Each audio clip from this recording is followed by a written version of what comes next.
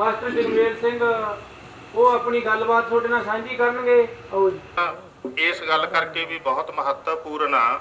ਬੁਰੇ ਨਾ ਹੋ ਜੀ। ਅੱਜ ਸਾਰੀ ਦੁਨੀਆ ਦੇ ਅੰਦਰ ਮਈ ਦਾ ਜਿਹੜਾ ਦੂਜਾ ਮੰਗਲਵਾਰ ਆ, ਹੈਲੋ ਹੈ ਇਹ ਮਾਤਾ ਦੇ ਦਿਨ ਦੇ ਨਾਂ ਦੇ ਤੌਰ ਤੇ ਮਨਾਇਆ ਜਾਂਦਾ। ਠੀਕ ਹੈ। ਅੱਜ ਮਦਰਸ ਡੇ ਕਹਿੰਦੇ ਨੇ। ਜਿਨ੍ਹਾਂ ਦੇ ਜਵਾਕ ਪ੍ਰਾਈਵੇਟ ਸਕੂਲਾਂ 'ਚ ਪੜ੍ਹਦੇ ਨੇ ਉਹਨਾਂ ਨੇ ਆ ਕੇ ਘਰੇ ਦੱਸਿਆ ਹੋਣਾ ਕਿ ਕੱਲ ਨੂੰ ਮਦਰਸ ਡੇ ਆ।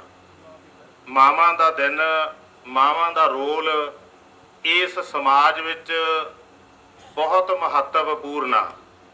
ਇਹ ਲੋਕ ਮੋਰਚਾ ਪੰਜਾਬ ਸਮਝਦਾ ਜਾਂ ਪੰਜਾਬ ਦੇ ਹਿੰਦੁਸਤਾਨ ਦੇ ਆਮ ਲੋਕਾਂ ਵਾਸਤੇ ਜੂਝਣ ਵਾਲੇ ਲੋਕ ਨੇ ਜਿਹੜੇ, ਚਾਹੇ ਉਹ ਕਿਸੇ ਹੀ ਫਰੰਟ ਤੇ ਨੇ, ਕਿਸੇ ਹੀ ਜਥੇਬੰਦੀ 'ਚ ਨੇ, ਉਹ ਜਾਣਦੇ ਨੇ ਕਿ ਮਾਵਾਂ ਦਾ ਰੋਲ ਕਿੱਡਾ ਵੱਡਾ ਇਸ ਸਮਾਜ ਦੀ ਤਬਦੀਲੀ ਦੇ ਅੰਦਰ। ਕਹਿਣ ਨੂੰ ਤਾਂ ਹਾਕਮ ਵੀ ਕਹਿੰਦੇ ਨੇ, ਉਹ ਵੀ ਲਿਖਦੇ ਨੇ ਕੰਧਾਂ ਦੇ ਉੱਤੇ ਕਿ ਜੇ ਧੀ ਪੜ੍ਹੀ ਹੋਵੇ ਤਾਂ 7 ਪਰਿਵਾਰ ਪੜ੍ਹ ਜਾਂਦੇ ਨੇ। ਪਰ ਇਹ ਪੜ੍ਹਨ ਦੇ ਨਾ ਇੰਤਜ਼ਾਮ ਨੇ, ਨਾ ਧੀਆਂ ਦੀ ਸੁਰੱਖਿਆ ਦੇ ਇੰਤਜ਼ਾਮ ਨੇ, ਨਾ ਮਾਵਾਂ ਦੇ ਪੁੱਤਾਂ ਨੂੰ ਬਚਾਉਣ ਦਾ ਕੋਈ ਪ੍ਰਬੰਧ ਆ ਹਾਕਮਾਂ ਕੋਲ। ਉਹ ਤਾਂ ਅਜਾੜੇ ਦੇ ਰਾਹ ਪਏ ਹੋਏ ਨੇ। ਇਸ ਕਰਕੇ ਲੜਨ ਵਾਲੇ ਲੋਕ, ਜੂਝਣ ਵਾਲੇ ਲੋਕ, ਹੱਕਾਂ ਦੇ ਲੰਬਰਦਾਰ ਲੋਕ ਨੇ ਜਿਹੜੇ, ਉਹ ਇਹਨਾਂ ਨੂੰ ਚੰਗੀ ਤਰ੍ਹਾਂ ਜਾਣਦੇ ਨੇ ਕਿ ਸਾਡੇ ਸਮਾਜ ਦੇ ਅੰਦਰ ਜਦੋਂ ਵੀ ਕੋਈ ਤਬਦੀਲੀ ਹੋਣੀ ਆ, ਜਿਹੜੀ ਲੋਕਾਂ ਦੇ ਪੱਖ ਦੀ ਤਬਦੀਲੀ, ਉਹ ਤਬਦੀਲੀ ਦੇ ਵਿੱਚ ਮਾਵਾਂ ਦਾ ਰੋਲ, ਚਾਹੇ ਮਾਵਾਂ ਛੋਟੀਆਂ ਨੇ ਚਾਹੇ ਮਾਵਾਂ ਵੱਡੀਆਂ ਨੇ, ਉਹਨਾਂ ਦਾ ਰੋਲ ਸਭ ਤੋਂ ਮਹੱਤਵਪੂਰਨ ਰੋਲ ਗਿਣਿਆ ਜਾਂਦਾ। ਆਬਾਦੀ ਦੇ ਪੱਖੋਂ ਵੀ ਜਦੋਂ ਦੇਖਾਂਗੇ ਉਦੋਂ ਵੀ ਮਾਵਾਂ ਅੱਧ ਦੇ ਬਰਾਬਰ ਨੇ। ਇਸੇ ਕਰਕੇ ਹਾਕਮਾਂ ਨੇ ਸਿਸਟਮ ਅਜਿਹੇ ਬਣਾਏ ਹੋਏ ਨੇ ਕਿ ਉਹ ਔਰਤ ਨੂੰ ਹਮੇਸ਼ਾ ਹੀ ਪਾਸੇ ਰੱਖਣਾ, ਔਰਤ ਨੂੰ ਦਬਾ ਕੇ ਰੱਖਣਾ, ਔਰਤ ਨੂੰ ਪੈਰ ਦੀ ਜੁੱਤੀ ਕਹਿਣ ਤੱਕ ਜਾਣਾ, ਉਹਦੇ ਜਨਮ ਤੇ ਉਹਨੂੰ ਪੱਥਰ ਕਹਿਣ ਤੱਕ ਜਾਣਾ। ਇਹ ਹਾਕਮਾਂ ਦੇ ਉਹ ਰਿਵਾਜ ਨੇ, ਬਣਾਏ ਹੋਏ ਰਵਾਇਤਾਂ ਨੇ। ਇਹ ਮਾਹੌਲ ਪੈਦਾ ਕੀਤਾ ਹੋਇਆ ਸਮਾਜ ਦੇ ਅੰਦਰ। ਹਰ ਜਣੇ ਖਣੇ ਨੂੰ ਵੀ ਲੱਗਣ ਲੱਗ ਜਾਂਦਾ, ਚੰਗੇ ਭਲੇ ਬੰਦੇ ਨੂੰ, ਵੀ ਗੱਲ ਤਾਂ ਠੀਕ ਹੈ, ਇਹ ਔਰਤ ਹੈ ਤਾਂ ਇਹ ਜਿਹੀ ਕੁਛ। ਇਹ ਸਾਰਾ ਕੁਝ ਉਹਨਾਂ ਨੇ ਪੈਦਾ ਕੀਤਾ ਹੋਇਆ। ਪਰ ਅੱਜ ਇਸ ਦਿਹਾੜੇ ਤੇ ਚੱਕ ਫਤਿਹ ਸਿੰਘ ਵਾਲਿਆਂ ਦੀਆਂ ਉਹਨਾਂ ਮਾਵਾਂ ਅੱਗੇ ਅਸੀਂ ਆਪਣਾ ਲੋਕ ਮੋਰਚਾ ਪੰਜਾਬ ਦੀ ਟੀਮ ਆਈ ਆ ਸਾਰੀ। ਇਹ ਟੀਮ ਇਸ ਵਾਸਤੇ ਹੀ ਆਈ ਆ, ਅਸੀਂ ਸਾਰੇ ਨਤਮਸਤਕ ਹੋਣ ਆਏ ਆ। ਉਹਨਾਂ ਦੇ ਅੱਗੇ ਸੀਸ ਝੁਕਾਉਂਦੇ ਆ ਜਿਨ੍ਹਾਂ ਨੇ ਬੀੜਾ ਚੱਕਿਆ ਸਾਡੀਆਂ ਮਾਵਾਂ ਨੇ ਕਿ ਸਾਡੇ ਪੁੱਤ ਬਚਣ, ਸਾਡੀਆਂ ਧੀਆਂ ਬਚਣ। ਇਹ ਮਾਹੌਲ ਵੱਡੀ ਪੱਧਰ ਤੇ ਫੈਲਿਆ ਹੋਇਆ। ਇਹ ਪੰਜਾਬ 'ਚ ਹੀ ਨਹੀਂ, ਸਾਰੇ ਹਿੰਦੁਸਤਾਨ 'ਚ ਹੀ ਆ, ਲਗਭਗ ਸਾਰੀ ਦੁਨੀਆ 'ਚ ਹੀ ਆ ਕਿ ਉਹਨਾਂ ਨੇ ਲੋਕਾਂ ਦਾ ਧਿਆਨ ਪਾਸੇ ਲਾਉਣ ਵਾਸਤੇ, ਉਹਨਾਂ ਦਾ ਧਿਆਨ ਅਸਲ ਮੁੱਦਿਆਂ ਤੇ ਨਾ ਜਾਵੇ, ਇਸ ਕਰਕੇ ਉਹਨਾਂ ਨੇ ਹੜ੍ਹ, ਚਿੱਟੇ ਦਾ, ਨਸ਼ਿਆਂ ਦਾ ਹੜ੍ਹ ਆ ਜਿਹੜਾ ਉਹ ਚਲਾਇਆ ਹੋਇਆ। ਬਕਾਇਦਾ ਜਹਾਜ਼ਾਂ 'ਚ ਆਉਂਦਾ, ਬਕਾਇਦਾ ਵੱਡੇ ਵੱਡੇ ਵਪਾਰੀਆਂ ਦਾ ਬਿਜ਼ਨਸ ਆ ਇਹ। ਇਹਦੇ 'ਚ ਸਿਆਸਤਦਾਨ ਨੇ, ਇਹਦੇ 'ਚ ਪੁਲਿਸ ਦੇ ਉੱਚ ਅਧਿਕਾਰੀ ਸ਼ਾਮਲ ਨੇ, ਇਹਦੇ 'ਚ ਸਰਕਾਰਾਂ ਸ਼ਾਮਲ ਨੇ। ਨਹੀਂ ਕੋਈ ਇਹੋ ਜਿਹੀ ਵਜ੍ਹਾ ਨਹੀਂ ਹੁੰਦੀ ਕਿ ਕੋਈ ਚੀਜ਼ ਨੂੰ ਰੋਕਣਾ ਚਾਹੀਏ ਤੇ ਉਹ ਰੁਕ ਨਾ ਸਕਦੀ ਹੋਵੇ। ਰੁਕ ਸਕਦੀ ਹੁੰਦੀ ਆ ਕੋਈ ਵੀ ਚੀਜ਼ ਆ। ਪਿੰਡ ਦੇ ਵਿੱਚ ਕੋਈ ਉੱਪਰੋਂ ਤਾਂ ਆ ਕੇ ਡਿੱਗਦੀ ਨਹੀਂ, ਐਸੇ ਰਾਹ ਥਾਣੀਓ ਹੀ ਲੰਘਦੇ ਨੇ, ਇਸੇ ਗਲੀਆਂ ਦੇ ਵਿੱਚ ਦੀ ਫਿਰਦੇ ਨੇ। ਵੰਡਣ ਵਾਲੇ ਵੀ, ਵੇਚਣ ਵਾਲੇ ਵੀ, ਖਰੀਦਣ ਵਾਲੇ ਵੀ ਤੇ ਖਾਣ ਵਾਲੇ ਵੀ ਇੱਥੇ ਹੀ ਨੇ। ਇਸ ਕਰਕੇ ਜਦੋਂ ਰੋਕਣ ਦਾ ਸਵਾਲ ਆਊਗਾ ਉਦੋਂ ਇਹਨੂੰ ਪਹਿਲਾਂ ਸਮਝਣ ਦਾ ਸਵਾਲ ਵੀ ਆ, ਜਿਹੜਾ ਤੁਸੀਂ ਸਮਝ ਲਿਆ, ਤੁਸੀਂ ਤਾਂ ਹੀ ਇੱਥੇ ਬੈਠੇ ਹੋ ਇਸ ਅੱਡੇ ਤੇ ਆ ਕੇ ਆਪਣੇ ਘਰ-ਬਾਰ ਛੱਡ ਕੇ, ਕਿਉਂਕਿ ਤੁਸੀਂ ਇਹ ਗੱਲ ਸਮਝ ਲਈ ਕਿ ਇਹ ਸਾਡਾ ਨੁਕਸਾਨ ਕਰਦਾ। ਇੱਕ ਗੱਲ ਸਮਾਜਿਕ ਤੌਰ ਤੇ ਦੇਖਦੇ ਆਪਾਂ, ਸਮਾਜ ਦੇ ਅੰਦਰ ਜੋ ਹਾਲਾਤ ਬਣੀ ਹੋਈ ਆ, ਜਿਵੇਂ ਆ ਜਸਪ੍ਰੀਤ ਨੇ ਵੀ ਗੱਲ ਸੁਣਾਈ ਆ ਕਿ ਕੋਠੀ 'ਚ ਰਹਿਣ ਵਾਲੇ ਕੋਠੀ ਨੂੰ ਖਾਣ ਲੱਗ ਗਏ। ਇਹ ਹਾਲਾਤ ਪੈਦਾ ਕਰਦੀ ਚਿੱਟੇ ਨੇ। ਚਿੱਟਾ ਖਾਧਾ ਤਾਂ ਸਰੀਆ ਖਾਧਾ ਉਹਨਾਂ ਨੇ, ਤਾਂ ਪੌੜੀ ਖਾਧੀ ਲੋਹੇ ਦੀ, ਨਹੀਂ ਖਾਧੀ ਨਹੀਂ ਜਾਂਦੀ ਕਿਸੇ ਤੋਂ। ਸਵਾਲ ਇਸ ਗੱਲ ਦਾ ਬਣਿਆ ਹੋਇਆ, ਚਿੱਟੇ ਤੋਂ ਸ਼ੁਰੂ ਹੋਈ ਆ ਗੱਲ।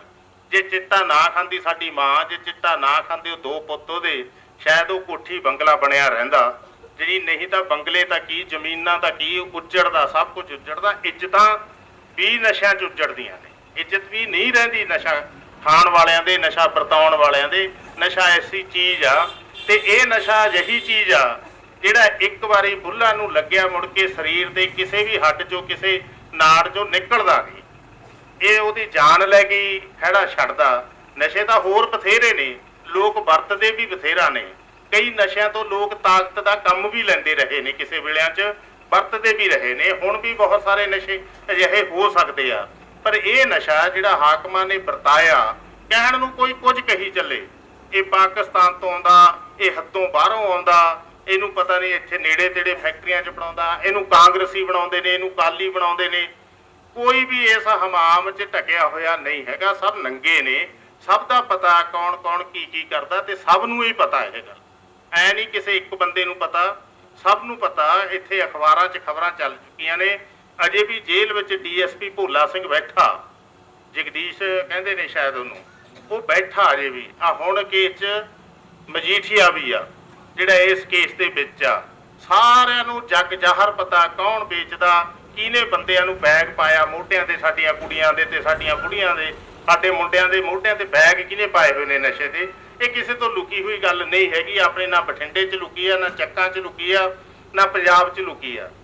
ਜਿਨ੍ਹਾਂ ਤੇ ਇਤਵਾਰ ਆ, ਵੋਟਾਂ ਵੀ ਪੈਣੀਆਂ ਹੁੰਦੀਆਂ ਨੇ, ਪਾਉਣੀਆਂ ਵੀ ਹੁੰਦੀਆਂ ਨੇ। ਅਜੇ ਹਾਲਤ ਲੋਕਾਂ ਦੀ ਅਜਿਹੀ ਹੈਗੀ ਆ। ਚੋਣ ਵੀ ਕਰਨੀ ਹੈ, ਕਿਸੇ ਨਾ ਕਿਸੇ ਦੀ ਤਾਂ ਕਰਨੀ ਹੋਈ ਆ ਚੋਣ।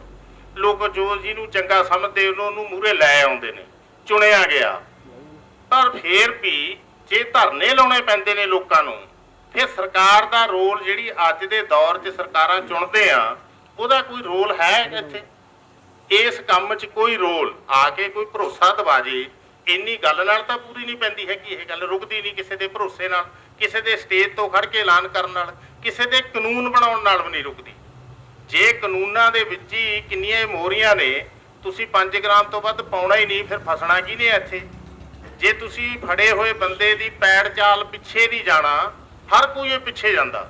ਪਿੰਡਾਂ ਦੇ ਵਿੱਚੋਂ ਚੋਰੀਆਂ ਹੁੰਦੀਆਂ ਰਹੀਆਂ ਨੇ ਪੁਰਾਣੇ ਵੇਲਿਆਂ ਤੋਂ ਵੀ। ਕੋਈ ਨਾ ਕੋਈ ਸਿਆਣੂ, ਕੋਈ ਪੈੜੂ ਇਸ ਗੱਲ ਲਈ ਤੁਰਦਾ ਸੀ ਕਿ ਪੈੜ ਕਿੱਧਰ ਨੂੰ ਜਾਂਦੀ ਹੈ, ਜਾ ਕੇ ਚੋਰ ਫੜਿਆ ਜਾਂਦਾ ਸੀ। ਜੇ ਪੈੜ ਹੀ ਨਹੀਂ ਨੱਪਣੀ ਕਿਸੇ ਦੀ, ਪੈੜ ਭਾਲਣੀ ਹੋਈ ਨਹੀਂ ਕਿਸੇ ਨੇ, ਪਿੱਛੇ ਨੂੰ ਜਾਣਾ ਹੀ ਨਹੀਂ, ਫਿਰ ਭਲਾ ਨਸ਼ੇ ਦਾ ਕੀ ਰੋਕ ਹੋਊਗੀ? ਕੋਈ ਮਰਜ਼ੀ ਸਰਕਾਰ ਹੋਵੇ, ਖੁਦ ਆਪਾਂ ਵੀ ਬਹਿ ਜਾਈਏ, ਜੇ ਆਪਾਂ ਜਾ ਕੇ ਉੱਥੇ ਇਹੋ ਜਿਹਾ ਕੁਛ ਹੀ ਕਰਨਾ, ਇਕੱਲੇ ਭਾਸ਼ਣ ਹੀ ਦੇਣੇ ਨੇ ਤੇ ਇਕੱਲਿਆਂ ਗੱਲਾਂ ਹੀ ਸੁਣਾਉਣੀਆਂ ਨੇ, ਫਿਰ ਕੁਛ ਕਰਨਾ ਨਹੀਂ, ਅੱਗੇ ਨਹੀਂ ਤੁਰਨਾ। ਆਪਦੀ ਮਸ਼ੀਨਰੀ ਨੂੰ ਨਹੀਂ ਕਿਸੇ ਨੂੰ ਕਹਿਣਾ, ਅਧਿਕਾਰੀਆਂ ਨੂੰ ਨਹੀਂ ਕਹਿਣਾ, ਪ੍ਰਸ਼ਾਸਨ ਨੇ ਨਹੀਂ ਰੋਕ ਲਾਉਣੀ, ਫਿਰ ਇਹ ਚੀਜ਼ਾਂ ਨਹੀਂ ਰੁਕਦੀਆਂ। ਇਸ ਵਾਸਤੇ ਲੋਕਾਂ ਨੂੰ ਹੀ ਉੱਠਣਾ ਪੈਂਦਾ। ਜਦੋਂ ਲੋਕਾਂ ਦਾ ਕੋਈ ਮਸਲਾ ਆਉਂਦਾ, ਕੋਈ ਮਸਲਾ ਆਵੇ ਛੋਟਾ ਜਾਂ ਵੱਡਾ, ਖੇਤੀ ਕਾਨੂੰਨ ਸਭ ਤੋਂ ਵੱਡਾ ਮਸਲਾ ਸੀ, ਉਦੋਂ ਛੋਟੇ ਆ ਤੁਹਾਡਾ ਮਸਲਾ ਹੈ, ਇਦੋਂ ਛੋਟੇ ਹੋਰ ਵੀ ਕਈ ਮਸਲੇ ਆ ਸਕਦੇ ਨੇ, ਚਾਹੇ ਗਲੀਆਂ ਨਾਲੀਆਂ ਦਾ ਹੋਵੇ, ਚਾਹੇ ਸੜਕਾਂ ਬਣਾਉਣ ਦਾ ਹੋਵੇ, ਚਾਹੇ ਕਿਸੇ ਹੋਰ ਮਾਮਲੇ ਦਾ ਹੋਵੇ। ਹਰ ਮਾਮਲੇ ਤੇ ਲੋਕਾਂ ਨੂੰ ਹੀ ਝੱਲਣੀ ਪੈਂਦੀ ਹੈ। ਤੇ ਕਈ ਥਾਵਾਂ ਤੇ ਤਾਂ ਜਿਹੜੀ ਸਰਕਾਰ ਦਾ ਕੋਈ ਥਾਪੀ ਨਹੀਂ, ਡਾਂਗ ਝੱਲਣੀ ਪੈਂਦੀ ਹੈ। ਇੱਕ ਤਾਂ ਸਰਕਾਰ ਕਹੇ ਵੀ ਤੁਸੀਂ ਚੰਗਾ ਕਰ ਰਹੇ ਹੋ, ਚੰਗਾ ਨਹੀਂ ਕਰ ਰਹੇ, ਸਗੋਂ ਉਹ ਤਾਂ ਡਾਂਗ ਲੈ ਕੇ ਆਉਂਦੇ ਨੇ। ਜਦੋਂ ਵੀ ਆਉਂਦੇ, ਕਿਸੇ ਵੀ ਸਰਕਾਰ ਨੂੰ ਮਿਲਣ ਜਾਓ ਤੁਸੀਂ, ਪੁਰਾਣੇ ਤਜਰਬੇ ਨੇ, ਹੁਣ ਵਾਲੇ ਵੀ ਨੇ, ਮੂਹਰੇ ਤਾਂ ਪੁਲਿਸ ਦੀ ਧਾੜ ਹੁੰਦੀ ਹੈ, ਇੱਕ ਲਾਈਨ ਲੱਗੀ ਹੁੰਦੀ ਹੈ, ਉਹਨੂੰ ਕ੍ਰਾਸ ਕਰਨਾ ਪੈਂਦਾ। ਉਹਨੂੰ ਕ੍ਰਾਸ ਕਰਨ ਵੇਲੇ ਜਿਹੀ ਜੀ ਤੁਹਾਡੀ ਹਾਲਤ ਆ, ਫਿਰ ਉਹੋ ਜਿਹੇ ਹਿਸਾਬ ਨਾਲ ਕ੍ਰਾਸ ਕੀਤੀ ਜਾਂਦੀ ਹੈ। ਕਦੇ ਕਰ ਵੀ ਲੈਂਦੇ ਆ, ਕਦੇ ਸਿਰ ਸੁਰ ਪੜਵਾ ਕੇ ਮੁੜ ਵੀ ਆਉਂਦੇ ਆ। ਹਾਲਤ ਇਹੀ ਜੀ ਹੁੰਦੀ ਆ ਉੱਥੇ ਤਾਂ, ਪਰ ਕਰਨਾ ਇਹ ਸਭ ਕੁਝ ਪੈਂਦਾ। ਜਿਹੜੀ ਇਹ ਨਸ਼ਾ ਜਿਹੜਾ ਸਮਾਜਿਕ ਤੌਰ ਤੇ ਜਿਵੇਂ ਬਦਨਾਮ ਕਰਦਾ, ਜਿਵੇਂ ਆਪਣੀ ਪਰਤ ਮਾਰਦਾ, ਜਿਵੇਂ ਆਪਣਾ ਆਰਥਿਕਤਾ ਖਰਾਬ ਕਰਦਾ, ਇੱਕ ਪੱਖ ਇਹਦੇ ਇਹ ਨਹੀਂ। ਇੱਕ ਪੱਖ ਜਦੋਂ ਇਹਦੇ ਖਿਲਾਫ ਲੜਾਈ ਲੜਦੇ ਆ ਤਾਂ ਇਹ ਪੱਖ ਵੀ ਆ ਕਿ ਹਾਕਮਾਂ ਨੇ ਇਸ ਨਸ਼ੇ ਨੂੰ ਵਰਤਣਾ ਆਪਦੇ ਕੰਮਾਂ ਵਾਸਤੇ। ਇੱਕ ਹਾਕਮਾਂ ਨੇ ਇਹ ਤੋਂ ਪੈਸੇ ਲੈਣੇ ਨੇ, ਉਹਨਾਂ ਦਾ ਵਪਾਰ ਆ, ਨਸ਼ਾ ਵੇਚ ਕੇ ਵਪਾਰ ਕਰਨਾ, ਕਿਉਂਕਿ ਬਹੁਤ ਮਹਿੰਗਾ, ਬਹੁਤ ਚੋਰੀਆਂ ਵਿਕਣ ਵਾਲੀ ਚੀਜ਼ ਭਾਅ ਨਾਲੋਂ ਵੀ ਕਿਤੇ ਮਹਿੰਗੀ ਹੁੰਦੀ ਆ। ਜਿਹੜੀ ਚੋਰੀ ਚੀਜ਼ ਵਿਕਦੀ ਆ, ਜਿਹੜੀ ਭੱਜ ਕੇ ਫੜ ਕੇ ਭੱਜਣਾ ਹੁੰਦਾ, ਵੀ ਕੋਈ ਮਗਰ ਨਾ ਲੱਗਿਆ ਹੋਵੇ, ਉਹ ਚੀਜ਼ ਦਾ ਕੋਈ ਮੁੱਲ ਨਹੀਂ ਹੁੰਦਾ। ਜਿਵੇਂ ਜੇ ਆਪਾਂ ਸਾਰਿਆਂ ਨੇ ਸਮਝਣਾ ਹੋਵੇ, ਕਿਉਂਕਿ ਸਾਰੇ ਤਾਂ ਨਸ਼ਾ ਨਹੀਂ ਖਰੀਦਦੇ, ਇਸ ਕਰਕੇ ਸਾਰਿਆਂ ਦੇ ਸਮਝਣ ਵਾਸਤੇ ਤਾਂ ਗੱਲ ਇਹ ਹੈ ਵੀ ਜਦੋਂ ਕਰਫਿਊ ਲੱਗਦਾ, ਕਰਫਿਊ 'ਚ ਕਿਤੇ ਢਿੱਲ ਮਿਲਦੀ ਆ 2 ਘੰਟੇ ਦੀ, ਘੰਟੇ ਦੀ, ਫਿਰ ਭੱਜ ਕੇ ਜਾਂਦੇ ਆ ਦੁਕਾਨ ਤੇ ਵੀ ਕਰਫਿਊ ਦੇ ਵਿੱਚ ਢਿੱਲ ਦੇ ਵਿੱਚ ਮੁੜੇ ਆਈਏ, ਲੈ ਵੀ ਫੜਾਈ ਕਰਾ ਇੱਥੋਂ ਆ ਚੱਕ ਕੇ ਫੜਾਈ, ਆਹ ਚੀਜ਼ ਫੜਾਈ। ਕੋਈ ਨਹੀਂ ਦੇਖਦੇ ਵੀ ਦਵਾਈ ਤੇ ਇਹਦੀ ਡੇਟ ਆ ਜਿਹੜੀ ਇਹ ਐਕਸਪਾਇਰ ਤਾਂ ਨਹੀਂ ਹੋਣ ਵਾਲੀ, ਕੋਈ ਨਹੀਂ ਦੇਖਦਾ। ਉਦੋਂ ਨਾ ਭਾਅ ਪੁੱਛਦਾ, ਅਗਲਾ ਕਹਿੰਦਾ ਕਿੰਨੇ ਪੈਸੇ, ਇੰਨੇ ਪੈਸੇ, ਚੱਕ ਵੀ ਚੱਲੀਏ ਛੇਤੀ। ਹਰ ਵਾਸਤੇ ਹਾਲਤ ਇਹ ਬਣਦੀ ਆ, ਪਿੰਡਾਂ 'ਚ ਘੱਟ ਬਣਦੀ ਹੈ, ਸ਼ਹਿਰਾਂ 'ਚ ਜ਼ਿਆਦਾ ਬਣਦੀ ਆ। ਉਹੀ ਜੀ ਹਾਲਤ ਹੀ ਹੈ ਜਿਹੜੀ ਨਜਾਇਜ਼ ਚੀਜ਼ ਖਰੀਦਣੀ ਆ, ਚੋਰੀਆਂ ਖਰੀਦਣੀਆਂ। ਉਹ ਪਤਾ ਨਹੀਂ ਵਜਨ 'ਚ ਪੂਰੀ ਹੈਗੀ, ਪਤਾ ਨਹੀਂ ਉਹ ਸਹੀ ਆ ਆਪਦੇ ਮਾਨਿਆਂ 'ਚ ਨਹੀਂ, ਮਿਲਾਵਟ ਆ ਉਹਦੇ 'ਚ, ਕੁਛ ਵੀ ਆ, ਚਾਹੇ ਕਿੰਨੇ ਮੰਗ ਲਏ ਉਨੇ ਹੀ ਦੇਣੇ ਪੈਣਗੇ, ਕਿਉਂਕਿ ਜਾਨ ਟੁੱਟਦੀ ਆ, ਕੜਵਲਾਂ ਪੈਂਦੀਆਂ ਨੇ, ਮਗਰ ਸਰੀਰ ਟੁੱਟਦਾ। ਉਹਦੇ ਵਾਸਤੇ ਤਾਂ ਫਿਰ ਉਹਨੂੰ ਇਹ ਕਰਨਾ ਪੈਂਦਾ। ਇਸ ਕਰਕੇ ਇੱਕ ਤਾਂ ਉਹਨਾਂ ਨੇ ਪੈਸੇ ਕਮਾਉਣੇ ਨੇ ਇਹ ਬਿਜ਼ਨਸ ਦੇ ਵਿੱਚੋਂ, ਐਵੇਂ ਨਹੀਂ ਉਹਨਾਂ ਦੀਆਂ ਬੰਦਰਗਾਹਾਂ ਨੇ, ਜਹਾਜ਼ਾਂ ਤੇ 3-3 ਹਜ਼ਾਰ ਕਰੋੜ ਦੀ ਹੈਰੋਇਨ ਆ ਕੇ ਉਤਰਦੀ ਆ ਅਡਾਨੀ ਵਰਗਿਆਂ ਦੇ। ਆ ਹੁਣੀ ਜਿਹੜੀ ਉਹਨੇ ਗੱਲ ਸੁਣਾਈ ਆ, ਕਾਂਡਲਾ ਬੰਦਰਗਾਹ ਦੇ ਉੱਤੇ 2.5 ਕਿਲੋ ਹੈਰੋਇਨ ਇੱਕ ਸਰਦਾਰ ਦੇ ਨਾਂ ਤੇ ਉਤਰੀ ਆ, ਪੰਜਾਬੀ ਸਰਦਾਰ ਦੇ ਨਾਂ ਤੇ। ਇਹਦਾ ਮਤਲਬ ਉਹਨੇ ਉੱਥੋਂ ਚੱਕ ਕੇ ਪੰਜਾਬ 'ਚ ਲੈ ਕੇ ਆਉਣੀ ਸੀ। ਉਹ ਰੁਕਾਵਟ ਪੈ ਗਈ, ਹੁਣ ਉਹਨੂੰ ਕਿਵੇਂ ਲਿਆਊ, ਵਧਾ ਘਟਾ ਕੇ ਲਿਆਊਗਾ, ਕੀ ਕਰੂ, ਹੁਣ ਉਹਦੀ ਮਰਜ਼ੀ ਆ। ਜਿਹੜੀ ਉਹ ਉੱਥੋਂ ਤੱਕ ਆਉਂਦੀਆਂ ਨੇ। ਇਸ ਕਰਕੇ ਦੂਜਾ ਪੱਖ ਉਹਨਾਂ ਦਾ ਕਿ ਲੋਕਾਂ ਦਾ ਧਿਆਨ ਆ ਜਿਹੜਾ, ਉਹਨਾਂ ਦਾ ਲੜਨ ਕਾਣਾ ਜਿਹੜਾ ਉਹ ਮਾਰਿਆ ਜਾਵੇ। ਨਸ਼ੇ ਨਾਲ ਲੜਨ ਕਰਨ ਜਿਹੜੇ ਮੁੰਡੇ ਨੇ ਰੁਜ਼ਗਾਰ ਮੰਗਣਾ ਸੀ, ਉਹ ਆਪਦੀ ਮਾਂ ਨੂੰ, ਆਪਦੀ ਭੈਣ ਨੂੰ, ਆਪਦੇ ਪਿਓ ਨੂੰ ਕਹਿੰਦਾ ਵੀ ਮੈਂ ਮਰਦਾ, ਮੈਨੂੰ ਜਾ ਕੇ ਲਿਆ ਕੇ ਦੇ। ਜਿਹਨੇ ਸਰਕਾਰ ਤੋਂ ਰੁਜ਼ਗਾਰ ਮੰਗਣਾ ਸੀ, ਪੜ੍ਹਿਆ ਲਿਖਿਆ ਮੁੰਡਾ ਜਾਂ ਕੋਈ ਊਂ ਜੁੱਸੇ ਵਾਲਾ ਮੁੰਡਾ, ਕਬੱਡੀ ਦਾ ਪਲੇਅਰ ਰਿਹਾ ਪਹਿਲਾਂ, ਪੂਰਾ ਉਹਦਾ ਸੋਨੇ ਵਰਗਾ ਸਰੀਰ ਸੀ, ਉਹ ਚੱਕ ਕੇ ਚਿੱਟੇ ਤੇ ਲੱਗ ਗਿਆ। ਤੇ ਉਹਦੇ ਵਾਸਤੇ ਤਾਂ ਹੁਣ ਜਾਨ ਬਚਾਉਣ ਦਾ ਸਵਾਲ ਬਣ ਗਿਆ, ਰੁਜ਼ਗਾਰ ਦਾ ਸਵਾਲ ਨਹੀਂ ਰਿਹਾ। ਉਹਦੀ ਜ਼ਮੀਨ ਬਚਾਉਣ ਦਾ ਸਵਾਲ ਉਹਦੇ ਸਾਹਮਣੇ ਨਹੀਂ ਰਿਹਾ।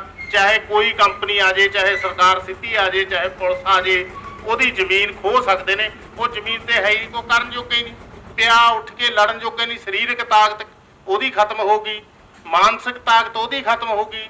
ਹਾਕਮ ਇਸ ਗੱਲੋਂ ਵੀ ਇਸ ਨੂੰ ਖੁੱਲ੍ਹ ਦਿੰਦੇ ਨੇ, ਤਾਂ ਨਹੀਂ ਰੋਕ ਰਹੇ। ਰੋਕ ਸਕਦੇ ਹੁੰਦੇ ਨੇ, ਪਰ ਰੋਕਦੇ ਇਕੱਲੇ ਪੈਸੇ ਦਾ ਮਾਮਲਾ ਹੀ ਨਹੀਂ ਵੀ ਪੈਸੇ ਕਰਕੇ ਵੇਚਦੇ ਨੇ। ਲੋਕਾਂ ਦਾ ਧਿਆਨ ਇਸ ਪਾਸਿਓਂ ਹਟਾਉਣਾ, ਕਿਉਂਕਿ ਇਸ ਮੌਕੇ ਆਪਣੇ ਮੁਲਕ ਦੇ ਸਾਰੇ ਸੂਬਿਆਂ ਅੰਦਰ ਸਣੇ ਦਿੱਲੀ ਜਿੰਨੀਆਂ ਵੀ ਸਰਕਾਰਾਂ ਅੱਡ-ਅੱਡ ਪਾਰਟੀਆਂ ਦੀਆਂ ਵੀ ਹੋਣ, ਚਾਹੇ ਜਿਹੜੀਆਂ ਬੈਠੀਆਂ ਨੇ, ਉਹਨਾਂ ਸਭਨਾਂ ਨੇ ਉਹ ਨੀਤੀਆਂ ਤੇ ਕਾਨੂੰਨ ਲਾਗੂ ਕਰਨੇ ਨੇ।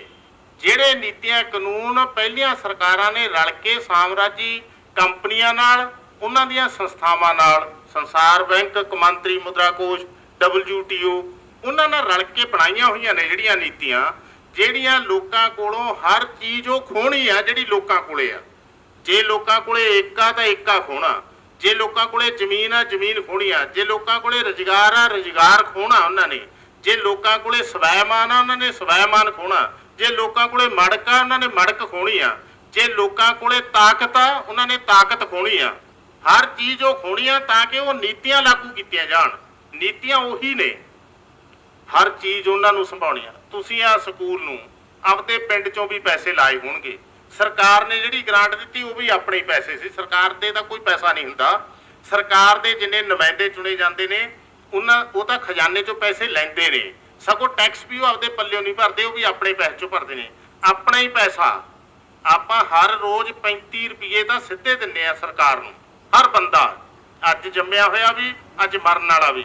ਇੱਥੋਂ ਤੱਕ ਦੇ ਗਿਣ ਲਓ, ਜੇ ਆਪਾਂ ਸਰਕਾਰ ਦੇ ਅੰਕੜੇ ਦੇ ਹਿਸਾਬ ਨਾਲ ਵੀ ਚੱਲੀਏ, 135 ਕਰੋੜ ਆਬਾਦੀ ਆ, 35 ਰੁਪਏ GST ਦੇ, ਚਾਹੇ ਕੋਈ ਚੀਜ਼ ਖਰੀਦੀਏ ਚਾਹੇ ਨਾ ਖਰੀਦੀਏ, ਹਰ ਬੰਦੇ ਦੀ ਔਸਤ ਪੈਂਦੀ ਆ, ਉਹਨੇ 35 ਰੁਪਏ ਭਰਾਉਣੇ ਹੀ ਭਰਾਉਣੇ ਨੇ। 135 ਕਰੋੜ ਨਾਲ ਗੁਣਾ ਕਰਕੇ ਹਿਸਾਬ ਲਾ ਲਿਓ, ਇੰਨੇ ਪੈਸੇ ਤਾਂ ਆਪਾਂ ਸਿੱਧੇ ਹੀ ਦਿੰਨੇ ਆ। ਫਿਰ ਉਹ ਜਿਹੜੇ ਟੈਕਸ ਵਧਾਉਂਦੇ ਨੇ, ਐਕਸਾਈਜ਼ ਟੈਕਸ ਵਧਾਤਾ, ਪੈਟਰੋਲ ਤੇ ਲੱਗ ਗਿਆ, ਖੰਡ ਤੇ ਵੀ ਲੱਗ ਗਿਆ, ਸਰੋਂ ਦੇ ਤੇਲ ਤੇ ਵੀ ਲੱਗ ਗਿਆ, ਕਿਉਂਕਿ ਉਹ ਵੀ ਬਾਹਰੋਂ ਮੰਗਾਉਂਦੇ ਆ, ਓਲਾ ਬਾਹਰੋਂ ਮੰਗਾਉਣ ਲੱਗੇ, ਉਹਦੇ ਤੇ ਵੀ ਲੱਗ ਗਿਆ। ਪਰਸੋਂ ਕੇ ਚੌਥੇ ਕੇਂਦਰ ਦੀ ਸਰਕਾਰ ਨੇ ਨਵਾਂ ਫੈਸਲਾ ਕੀਤਾ, ਬਿਜਲੀ ਬੋਰਡ ਵਾਲਾ, ਜਿਹੜੇ ਪ੍ਰਾਈਵੇਟ ਥਰਮਲ ਲਾਉਂਦੇ ਨੇ, ਜਿਹੜੇ ਵਿਦੇਸ਼ੀ ਕੋਲਾ ਵਰਤਦੇ ਨੇ, ਉਹਨਾਂ ਨੂੰ ਕਹਿਤਾ ਵੀ ਤੁਸੀਂ ਰੇਟ ਆਪਦੀ ਮਰਜ਼ੀ ਨਾਲ ਵਧਾ ਲਓ, ਕੋਈ ਕੰਟਰੋਲ ਨਹੀਂ। ਜਦੋਂ ਡੀਜ਼ਲ ਦੇ ਲੋਕ ਗਏ ਖਿਲਾਫ ਕੁਝ ਸ਼ਹਿਰਾਂ 'ਚ ਵੀ ਤੁਸੀਂ ਡੀਜ਼ਲ ਦਾ ਰੇਟ ਵਧਾਇਆ, ਸਰਕਾਰ ਜੀ ਕੋਈ ਕੰਟਰੋਲ ਕਰੋ, ਕਹਿੰਦੇ ਸਾਡਾ ਕੰਟਰੋਲ ਹੀ ਨਹੀਂ ਹੈ। ਜਦੋਂ ਕੰਪਨੀ ਦੀ ਹੋ ਗਈ ਕੋਈ ਚੀਜ਼, ਉਹ ਕੰਟਰੋਲ ਨਹੀਂ, ਇਸ ਕਰਕੇ ਉਹ ਕੰਪਨੀ ਨੂੰ ਦੇਣੇ ਨੇ। ਇਹ ਸਕੂਲ ਦੀ ਗੱਲ ਚੱਲਦੀ ਸੀ, ਇਹ ਸਕੂਲ ਵੀ ਕੰਪਨੀਆਂ ਨੂੰ ਸੰਭਾਉਣੇ ਨੇ, ਸੋਹਣੇ ਸੁਨੱਖੇ ਬਣਾ ਕੇ ਵਿਕਣਯੋਗ ਚੀਜ਼ ਬਣਾਉਣੀ ਆ। ਵਿਕਣਯੋਗ ਬਣੀ ਹੋਈ ਚੀਜ਼ ਜਾਣੀ ਮੁੜ ਕੇ ਕੰਪਨੀਆਂ ਦੇ ਕਬਜ਼ਿਆਂ 'ਚ। ਜਦੋਂ ਉਹਨਾਂ ਨੇ ਕੋਲੇ ਦੀਆਂ ਖਾਣਾ, ਲੋਹੇ ਦੀਆਂ ਖਾਣਾ, ਜਿੰਨੇ ਧਰਤੀ 'ਚੋਂ ਖਣਿਜ ਨਿਕਲਦੇ ਨੇ, ਉਹ ਸਾਰੀਆਂ ਧਰਤੀ 'ਚੋਂ ਗੈਸ ਨਿਕਲਦੀ ਆ, ਧਰਤੀ 'ਚੋਂ ਤੇਲ ਨਿਕਲਦਾ, ਇਹ ਸਾਰੇ ਖੂਹ ਉਹਨਾਂ ਨੂੰ ਸੰਭਾਤੇ ਵੱਡੇ ਅਡਾਨੀਆਂ ਅਬਾਨੀਆਂ ਨੂੰ। ਜ਼ਮੀਨ ਦਾ ਬਹੁਤ ਵੱਡਾ ਹਿੱਸਾ ਉਹਨਾਂ ਨੂੰ ਸੰਭਾਇਆ ਜਾ ਚੁੱਕਿਆ, ਪੰਚਾਇਤੀ ਜ਼ਮੀਨਾਂ ਦਾ ਵੀ। ਇਸ ਕਰਕੇ ਉਹ ਸਾਰੇ ਇਸ ਪਾਸੇ ਨੂੰ ਲੱਗੇ ਹੋਏ ਨੇ। ਤੇ ਹਵਾਈ ਜਹਾਜ਼ਾਂ ਦੇ ਅੱਡੇ, ਰੇਲ ਗੱਡੀਆਂ ਦੇ ਸਟੇਸ਼ਨ, ਬੱਸਾਂ ਦੇ ਅੱਡੇ, ਸੜਕਾਂ ਟੋਲਾਂ ਦੇ ਉੱਤੇ ਹਰ ਚੀਜ਼ ਉਹਨਾਂ ਦੇ ਝੋਲੀ ਪਾਉਣੀ ਆ। ਤੁਸੀਂ ਰੋਕਣਾ ਇਹਨਾਂ ਚੀਜ਼ਾਂ, ਕਿਉਂਕਿ ਤੁਹਾਡੇ ਹਿੱਤ ਨਹੀਂ। ਇਹ ਕੱਲੀ ਜ਼ਮੀਨ ਬਚਾਉਣ ਦਾ ਸਵਾਲ ਨਹੀਂ, ਜ਼ਮੀਨ ਦੇ ਨਾਲ ਕੁਝ ਚੀਜ਼ਾਂ ਹੋਰ ਵੀ ਆ। ਸਾਰੇ ਪਿੰਡਾਂ ਦੇ ਉੱਠ ਕੇ ਗਏ ਨੇ ਟੋਲ ਤੇ, ਕਹਿਣ ਗਏ ਨੇ ਵੀ ਸਾਨੂੰ ਮਾਫ ਕਰੋ, ਸਾਨੂੰ ਮਾਫ ਕਰੋ।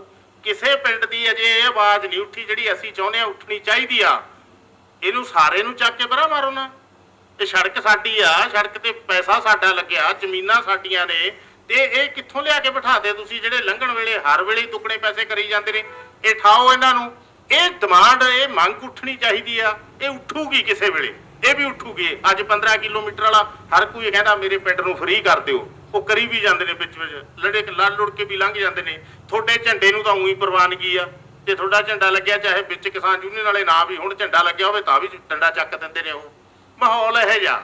ਪਰ ਇਹ ਚੀਜ਼ਾਂ ਸਾਰੀਆਂ ਕੰਪਨੀ ਕੋਲੇ ਜਦੋਂ ਜਾਣਗੀਆਂ, ਜਦੋਂ ਸਾਡਾ ਹੋਰ ਕਾਫੀਆ ਤੰਗ ਹੋਇਆ ਇਹਨਾਂ ਦਿਨਾਂ 'ਚ ਹੋਇਆ ਆਪਣੇ ਨਾਲ, ਇਹ ਵੀ ਸਭ ਨੂੰ ਵੱਡੀਆਂ ਆਸਾਂ ਸੀਗੀਆਂ ਬਈ ਫਸਲ ਦਾ ਉਠਾਣ ਵਧੀਆ ਉੱਠਿਆ, ਝਾੜ ਬਹੁਤ ਵਧੀਆ ਹੋਊਗਾ ਇਸ ਵਾਰੀ, ਕੁਛ ਨਾ ਕੁਛ ਫਾਇਦਾ ਹੋਊਗਾ, ਕਿਸੇ ਦਾ ਕਰਜ਼ਾ ਕੁਛ ਲੈ ਜੂ, ਉਹਦੇ 'ਚ ਮਾੜਾ ਮੋਟਾ ਜਿੰਨਾ ਲੈ ਜੂ ਚੰਗਾ ਹੀ। ਮਾਰਚ ਮਹੀਨੇ 'ਚ ਐਸੀ ਕੁਦਰਤੀ ਗਰਮੀ ਪਈ, ਉਸ ਗਰਮੀ ਨੇ ਦਾਣਾ ਮਾਂਜਦਾ, 20% ਔਸਤਨ ਘਟ ਗਿਆ। ਹੁਣ ਉਸ ਘਟੇ ਹੋਏ ਨਾਲ ਜਿਹਦੀਆਂ ਆਸਾਂ ਲੱਗੀਆਂ ਹੋਈਆਂ ਸੀ ਕਰਜ਼ਾ ਮੋੜਨ ਦੀਆਂ, ਨਹੀਂ ਮੁੜਿਆ, ਤੇ ਉਹ ਆਹੀ 50-60 ਦਿਨਾਂ 'ਚ 50-60 ਬੰਦੇ ਆਪਣੇ ਆਪ ਨੂੰ ਖਤਮ ਕਰ ਗਏ ਇਸੇ ਗੱਲ ਦੇ ਮਾਰੇ। ਕਿਉਂਕਿ ਜੋ ਆਸ ਸੀ, ਆਸ ਹੀ ਨਹੀਂ ਪੂਰੀ ਹੋ ਰਹੀ। ਜਿਹੜੀਆਂ ਆਸਾਂ ਸਰਕਾਰ ਤੋਂ ਲਾਈਆਂ, ਸਰਕਾਰ ਵਾਲੇ ਪਾਸਿਓਂ ਕਦੇ ਠੰਡਾ ਬੁੱਲਾ ਨਹੀਂ ਆਇਆ। ਸਰਕਾਰ ਕਹੀ ਜਾਂਦੀ ਆ, ਲੋਕ ਵੀ ਕਹਿੰਦੇ ਸੀ ਜਿਹੜੇ ਸਪੋਰਟਰ ਸੀ, ਜਿਆਦੇ ਖੁੱਲ ਕੇ ਸਪੋਰਟਰ ਸੀ ਉਹਦੇ, ਭਈ ਸਰਕਾਰ ਨੂੰ ਸਮਾਂ ਦਿਓ। ਠੀਕ ਆ ਗੱਲ, ਸਮਾਂ ਦੇਣਾ ਹੀ ਚਾਹੀਦਾ। ਜਦੋਂ ਕੋਈ ਨਵਾਂ ਆਉਂਦਾ ਉਹਨੂੰ ਸਮਾਂ ਦਿਓ, ਜ਼ਰੂਰ ਸਮਾਂ ਦਿਓ। ਪਰ ਸਰਕਾਰ ਤਾਂ ਪ੍ਰੀਪੇਡ ਮੀਟਰ ਲੈ ਕੇ ਬਾਹਰ ਤੇ ਆ ਖੜੀ। ਸਰਕਾਰ ਨੇ ਆਰਡਰ ਕਰਤਾ ਵੀ ਜਿਨ੍ਹਾਂ ਦਾ ਕਰਜ਼ਾ ਉਹਨਾਂ ਨੂੰ ਫੜ ਕੇ ਜੇਲ੍ਹਾਂ 'ਚ ਤੁੰਨ ਦਿਓ। ਪਰ ਜੇ ਉਹ ਨਹੀਂ ਟਾਈਮ ਦਿੰਦੀ ਫਿਰ ਲੋਕ ਟਾਈਮ ਕਿਵੇਂ ਦੇਣ? ਕੀ ਕਹੀਏ ਵੀ ਲਾ ਲਾ ਤੂੰ ਪ੍ਰੀਪੇਡ ਮੀਟਰ, ਸਾਡੇ ਮੀਟਰ ਚੰਗੇ ਭਲੇ ਚੱਲਦੇ ਨੇ, ਇਹ ਤੂੰ ਲਾ ਲਵੇ, ਫਿਰ ਉਹ ਨਹੀਂ ਕਹਿ ਸਕਦੇ ਲੋਕ। ਇਸ ਕਰਕੇ ਲੋਕਾਂ ਦਾ ਤੇ ਹਾਕਮਾਂ ਦਾ ਟਕਰਾਅ ਸਦਾ ਹੀ ਰਹੂਗਾ, ਤੇ ਉਸ ਟਕਰਾਅ ਦੇ ਵਿੱਚ ਫਿਰ ਇਹ ਨਸ਼ੇ ਨੇ ਜਿਹੜੇ ਉਹਨਾਂ ਵਾਸਤੇ ਚੰਗੀ ਚੀਜ਼ ਆ, ਤਾਂ ਕਿ ਸਾਡਾ ਧਿਆਨ ਇਸ ਗੱਲ। ਹੁਣ ਦੇਖੋ ਤੁਸੀਂ ਹੋ, ਇਹਨਾਂ ਦਿਨਾਂ 'ਚ ਤੁਸੀਂ MSP ਦੀ ਲੜਾਈ ਲੜਨੀ ਸੀ, ਤੁਸੀਂ ਮਨਰੇਗਾ 'ਚ ਕੰਮ ਦੇ ਹੋਰ ਦਿਹਾੜੀਆਂ ਵਧਣ ਇਹਦੇ ਵਾਸਤੇ ਮਜ਼ਦੂਰਾਂ ਨੇ ਲੜਨਾ ਸੀ। ਇੱਥੇ ਲੜਾਈ ਤਾਂ ਇਸ ਗੱਲ ਵਾਸਤੇ ਹੋ ਰਹੀ ਆ ਪਿਛਲੇ 11 ਦਿਨਾਂ ਤੋਂ ਵੀ ਯਾਰ ਨਸ਼ਾ ਖਤਮ ਕਰੀ। ਆਏ ਨੇ ਇਸ ਪਾਸੇ ਅਸੀਂ, ਉਹ ਸਾਰੀਆਂ ਗੱਲਾਂ ਸਾਡੀਆਂ ਪਾਸੇ ਰਹਿ ਗਈਆਂ। ਇਸ ਕਰਕੇ ਹਾਕਮਾਂ ਦੇ ਹੱਥ 'ਚ ਇਹ ਚੀਜ਼ਾਂ ਨੇ। ਇਹ ਨਸ਼ਾ ਬਹੁਤ ਵੱਡੀ ਚੀਜ਼ ਆ ਉਹਨਾਂ ਦੇ ਹੱਥ 'ਚ, ਸਾਨੂੰ ਕਮਜ਼ੋਰ ਕਰਨ 'ਚ, ਸਾਨੂੰ ਪਾੜਨ 'ਚ, ਸਾਨੂੰ ਸਾਡੇ ਤੇ ਨਵੇਂ-ਨਵੇਂ ਹਮਲੇ ਕਰਨ 'ਚ ਖੁੱਲ ਮਿਲਦੀ ਆ ਉਹਨਾਂ ਨੂੰ। ਤੇ ਇਹਦੇ ਵਿੱਚ ਕੋਈ ਇੱਕ ਚੀਜ਼ ਨਹੀਂ, ਸਾਰੇ ਹੀ ਲੱਗੇ ਹੋਏ ਨੇ। ਜਿੰਨੀਆਂ ਵੀ ਆਪਾਂ ਦੇਖਦੇ ਹਾਂ, ਆਪਾਂ ਤੋਂ ਬਾਹਰ ਸਰਕਾਰ ਵਾਲੇ ਬੰਦੇ ਨੇ, ਉਹ ਸਾਰੇ ਇਸ ਕੰਮ 'ਚ। ਇੱਥੇ ਅਮੀਰ ਗਰੀਬ ਦਾ ਵੀ ਮਾਮਲਾ ਨਹੀਂ ਰਹਿੰਦਾ ਹੁੰਦਾ। ਸਭ ਦੇ ਘਰਾਂ 'ਚ ਜੇ ਇਹੋ ਜਿਹੀ ਹਾਲਤ ਬਣੂਗੀ, ਜਦੋਂ ਪਿੰਡਾਂ 'ਚ ਖੁੱਲਾ ਵਿਕਦਾ, ਫਿਰ ਕੋਈ ਸਵਾਦ ਵਜੋਂ, ਕੋਈ ਦੇਖਣ ਵਜੋਂ, ਕੋਈ ਤਜਰਬੇ ਵਜੋਂ ਜਦੋਂ ਕੇਰਾ ਜੀਭ ਲਾ ਲਈ ਉਹਨੂੰ, ਫੇਰ ਨਹੀਂ ਲੈਂਦਾ। ਹਾਲਤ ਤਾਂ ਇਹ ਬਣੀ ਹੋਈ ਆ, ਕਈ ਵਾਰੀ ਤੁਸੀਂ ਸੋਚ ਕੇ ਨਹੀਂ ਕੋਈ ਮੁੰਡਾ ਲੱਗਦਾ ਹੋਣਾ, ਪਰ ਸਵਾਦ 'ਚ, ਯਾਰੀਆਂ ਦੋਸਤੀਆਂ 'ਚ ਲੱਗ ਜਾਂਦਾ, ਫਿਰ ਉਹ ਛੁੱਟਦਾ ਨਹੀਂ। ਇਹ ਮਾਹੌਲ ਉਹਨਾਂ ਨੂੰ ਪਤਾ ਵੀ ਇਹ ਸਾਰੇ ਲੋਕ ਲਾਉਣੇ ਨੇ, ਅਸੀਂ ਹੌਲੀ ਹੌਲੀ ਇਸ ਪਾਸੇ ਨੂੰ ਲੱਗਣਗੇ। ਉਹ ਫਿਲਮਾਂ ਵਾਲੇ ਸਾਰੇ ਨਸ਼ਾ ਕਰਦੇ ਨੇ, ਉਹਨਾਂ ਨੂੰ ਸੁੱਧ ਬੁੱਧ ਨਹੀਂ ਰਹਿੰਦੀ, ਉਹਨਾਂ ਨੇ ਕੀ ਪਾਇਆ ਹੋਇਆ ਤੇ ਕਿੱਥੇ ਉਹ ਨੱਚੀ ਟੱਪੀ ਜਾਂਦੇ ਨੇ। ਉਹਨਾਂ ਨੂੰ ਤਾਂ ਹੀ ਨਹੀਂ ਸ਼ੁੱਧ ਬੁੱਧ ਰਹਿੰਦੀ ਕਿਉਂਕਿ ਉਹ ਇਹ ਕੰਮ ਕਰਦੇ ਨੇ, ਇਹਦੇ 'ਚ ਗਲਤਾਨ ਰਹਿੰਦੇ ਨੇ, ਨਸ਼ੇ 'ਚ ਹਰ ਵਕਤ ਡੁੱਬੇ ਰਹਿਣਾ ਉਹਨਾਂ ਨੇ। ਇਹ ਮਾਹੌਲ ਸਾਡੇ ਲੋਕਾਂ ਦਾ ਬਣਾਉਣਾ ਚਾਹੁੰਦੇ ਨੇ। ਇਹਦੇ ਵਾਸਤੇ ਤੁਸੀਂ ਜਿਹੜਾ ਕਦਮ ਚੱਕਿਆ, ਇਹ ਚੰਗਾ ਕਦਮ। ਜਦੋਂ ਇਹਦੇ ਸੰਬੰਧ 'ਚ ਸੋਚਦੇ ਹੋ ਤੁਸੀਂ ਲੜਨ ਦਾ, ਦੇਖੋ ਇਹ ਗੱਲ ਬਹੁਤ ਵੱਡੀ ਆ। ਜੇ ਇਹਨੂੰ ਇਉਂ ਸਮਝ ਕੇ ਲੜੋ, ਜੇ ਤਾਂ ਲੜਾਈ ਸਿਰਫ ਇੱਥੋਂ ਤੱਕ ਹੀ ਆ ਵੀ ਯਾਰ ਪਿੰਡ 'ਚ ਕੌਣ ਸਪਲਾਈ ਕਰਦਾ, ਇਹ ਵੀ ਠੀਕ ਹੈ ਤੁਹਾਡੀ ਗੱਲ, ਤੁਸੀਂ ਪਿੰਡ ਦੇ ਇੱਕ ਪਿੰਡ ਦੇ ਲੋਕ ਇੰਨਾ ਕੁ ਲੜ ਸਕਦੇ ਹੁੰਦੇ ਨੇ, ਇਹ ਵੀ ਚੰਗੀ ਗੱਲ ਆ। ਪਰ ਇੰਨੇ ਨਾਲ ਇਹ ਗੱਲ ਹੱਲ ਨਹੀਂ ਹੋਣੀ। ਸਵਾਲ ਇਸ ਗੱਲ ਦਾ ਵੀ ਇਹਦੇ ਪਿੱਛੇ ਉਹ ਤਾਕਤਾਂ ਆਪਾਂ ਨੂੰ ਪਛਾਣਨ ਦੀ ਲੋੜ ਆ, ਜਿਹੜੀਆਂ ਤਾਕਤਾਂ ਇਹ ਸਾਰਾ ਕੁਝ ਫਾਇਦਾ ਲੈਂਦੀਆਂ ਨੇ ਇਸ ਗੱਲ ਦਾ, ਜਿਹੜੀਆਂ ਤਾਕਤਾਂ ਇਹਨੂੰ ਖੁੱਲ੍ਹ ਦਿੰਦੀਆਂ ਨੇ, ਜਿਹੜੀਆਂ ਤਾਕਤਾਂ ਸਾਡੇ ਖਿਲਾਫ ਨੇ, ਉਹਦੀ ਗਿਣਤੀ ਕਰੋ। ਜਾਣੀ ਹਮੇਸ਼ਾ ਹੀ ਇੱਥੇ ਤੁਸੀਂ ਬੈਠੇ ਹੋ, ਇਹ ਚੰਗੀ ਗੱਲ ਆ। ਤੁਹਾਡੇ ਵਿੱਚ ਕਿਸਾਨ ਮਜ਼ਦੂਰ ਸਾਂਝੇ ਤੌਰ ਤੇ ਬੈਠੇ ਹੋ ਤੁਸੀਂ, ਇਹ ਵਧੀਆ ਗੱਲ। ਨਹੀਂ ਤਾਂ ਪਿੰਡਾਂ 'ਚ ਅੱਜ ਕੱਲ੍ਹ ਹਵਾ ਵਗੀ ਹੋਈ ਸੀਗੀ, ਤੂੜੀ ਵਾਲੇ ਮਾਮਲੇ ਨੂੰ ਲੈ ਕੇ, ਮੂਹਰੇ ਆਉਂਦੇ ਝੋਨੇ ਦੀ ਲਵਾਈ ਨੂੰ ਲੈ ਕੇ ਖਾਸੇ ਥਾਵਾਂ ਤੇ ਰੋਸ ਮੁਜ਼ਾਹਰੇ ਜਾਂ ਰੋਸ ਗੱਲਾਂ ਹੋ ਰਹੀਆਂ ਨੇ। ਇੱਥੇ ਇਕੱਠੇ ਬੈਠੇ ਹੋ, ਇਹ ਸਭ ਤੋਂ ਵਧੀਆ ਗੱਲ। ਐਂ ਪਛਾਣਨ ਦੀ ਲੋੜ ਆ ਜਿਹੜੇ ਹਾਕਮਾਂ ਦੀਆਂ ਕੁੱਲ ਨੀਤੀਆਂ ਤੋਂ ਆਪਾਂ ਤੰਗ ਆ, ਉਹ ਸਾਰਿਆਂ ਦਾ ਇੱਕ ਹਿੱਸਾ ਬਣਦਾ, ਜਾਤ ਨਹੀਂ ਬਣਦੀ। ਉਹਨੂੰ ਆਪਾਂ ਲੋਕਾਂ ਦਾ ਧੜਾ ਕਹਿ ਲਓ, ਆਪਾਂ ਇੱਕ ਜਮਾਤ ਕਹਿ ਲਓ, ਜਮਾਤ ਦੇ ਤੌਰ ਤੇ ਉਹ ਲੱਗੇ ਹੋਏ ਨੇ। ਇਹ ਮਤ ਸਮਝੋ ਕਿ ਅਸੀਂ ਕਾਲੀ ਹਰਾਤੇ, ਅਸੀਂ ਕਾਂਗਰਸੀ ਹਰਾਤੇ, ਅਸੀਂ ਆਪ ਵਾਲੇ ਲਿਆਂਦੇ ਨੇ। ਇਹ ਤਿੰਨਾਂ ਨੂੰ ਜਿੱਧਰ ਦੀ ਮਰਜ਼ੀ ਦੇਖ ਲਓ, ਖੱਬੇ ਪਾਸੇ ਦੀ ਹੋ ਕੇ ਉੱਪਰਲੇ ਪਾਸੇ ਦੀ, ਸੱਜੇ ਪਾਸੇ ਦੀ, ਮੂਹਰਿਓਂ ਮਗਰੋਂ, ਜਿੱਥੋਂ ਮਰਜ਼ੀ ਦੇਖ ਲਓ, ਇੱਕੋ ਹੀ ਗੱਲ ਆ। ਸਭਨਾਂ ਦੀ ਇੱਕੋ ਹੀ ਪਾਲਿਸੀ ਆ, ਪਾਲਿਸੀ 'ਚ ਫਰਕ ਨਹੀਂ ਹੈ। ਇਦੋਂ ਅਗਲੀ ਗੱਲ, ਬੰਦਾ ਬਦਲਣ ਨਾਲ ਕੋਈ ਚੀਜ਼ ਇੱਥੋਂ ਦੀ ਨਹੀਂ ਬਦਲਣੀ। ਆਪਣੇ ਮੁਲਕ ਦੀ, ਆਪਣੇ ਮੁਲਕ ਦਾ ਇੱਕ ਢਾਂਚਾ ਬਣਿਆ 47 ਚ, ਉਹ ਢਾਂਚਾ ਬਣਾਇਆ ਵੱਡਿਆਂ ਨੇ, ਕਿਉਂਕਿ ਉਦੋਂ ਆਮ ਕਿਸਾਨ ਇਸ ਹਾਲਤ 'ਚ ਨਹੀਂ ਸੀ ਹੁੰਦਾ ਜਿਹੜੀ ਹਾਲਤ 'ਚ ਆਪਾਂ ਅੱਜ ਖੜ ਕੇ ਬੋਲਦੇ ਆ। ਆਪਾਂ ਨੂੰ ਇੰਨੀ ਸੋਝੀ ਨਹੀਂ ਸੀ ਹੁੰਦੀ, ਨਾ ਹੀ ਇੰਨੇ ਸਾਧਨ ਹੁੰਦੇ ਸੀ ਆਪਣੇ ਕੋਲੇ। ਉਦੋਂ ਸਾਰੇ ਹੀ ਸਾਧਨ ਰਾਜਿਆਂ ਮਹਾਰਾਜਿਆਂ ਦੇ ਨਾਵਾਂ ਤੇ ਜ਼ਮੀਨਾਂ ਹੁੰਦੀਆਂ ਸੀ, ਉਹੀ ਹੁੰਦੇ ਸੀ ਅਦਨਾ ਮਾਲਕ ਸਾਰੀ ਜ਼ਮੀਨ ਦੇ, ਜਿਹਨੂੰ ਜੀ ਕਰਦਾ ਸੀ ਵੰਡ ਦਿੰਦੇ ਸੀ। ਇਸ ਕਰਕੇ ਬਾਕੀ ਤਾਂ ਸਾਰੇ ਕੰਮੀ ਕਮੀਣੀ ਸੀ, ਕੋਈ ਨੀਵਾਂ ਸੀ ਕੋਈ ਉੱਚਾ ਸੀ, ਪਰ ਸੀ ਸਾਰੇ ਕੰਮ ਹੀ ਉਦੋਂ।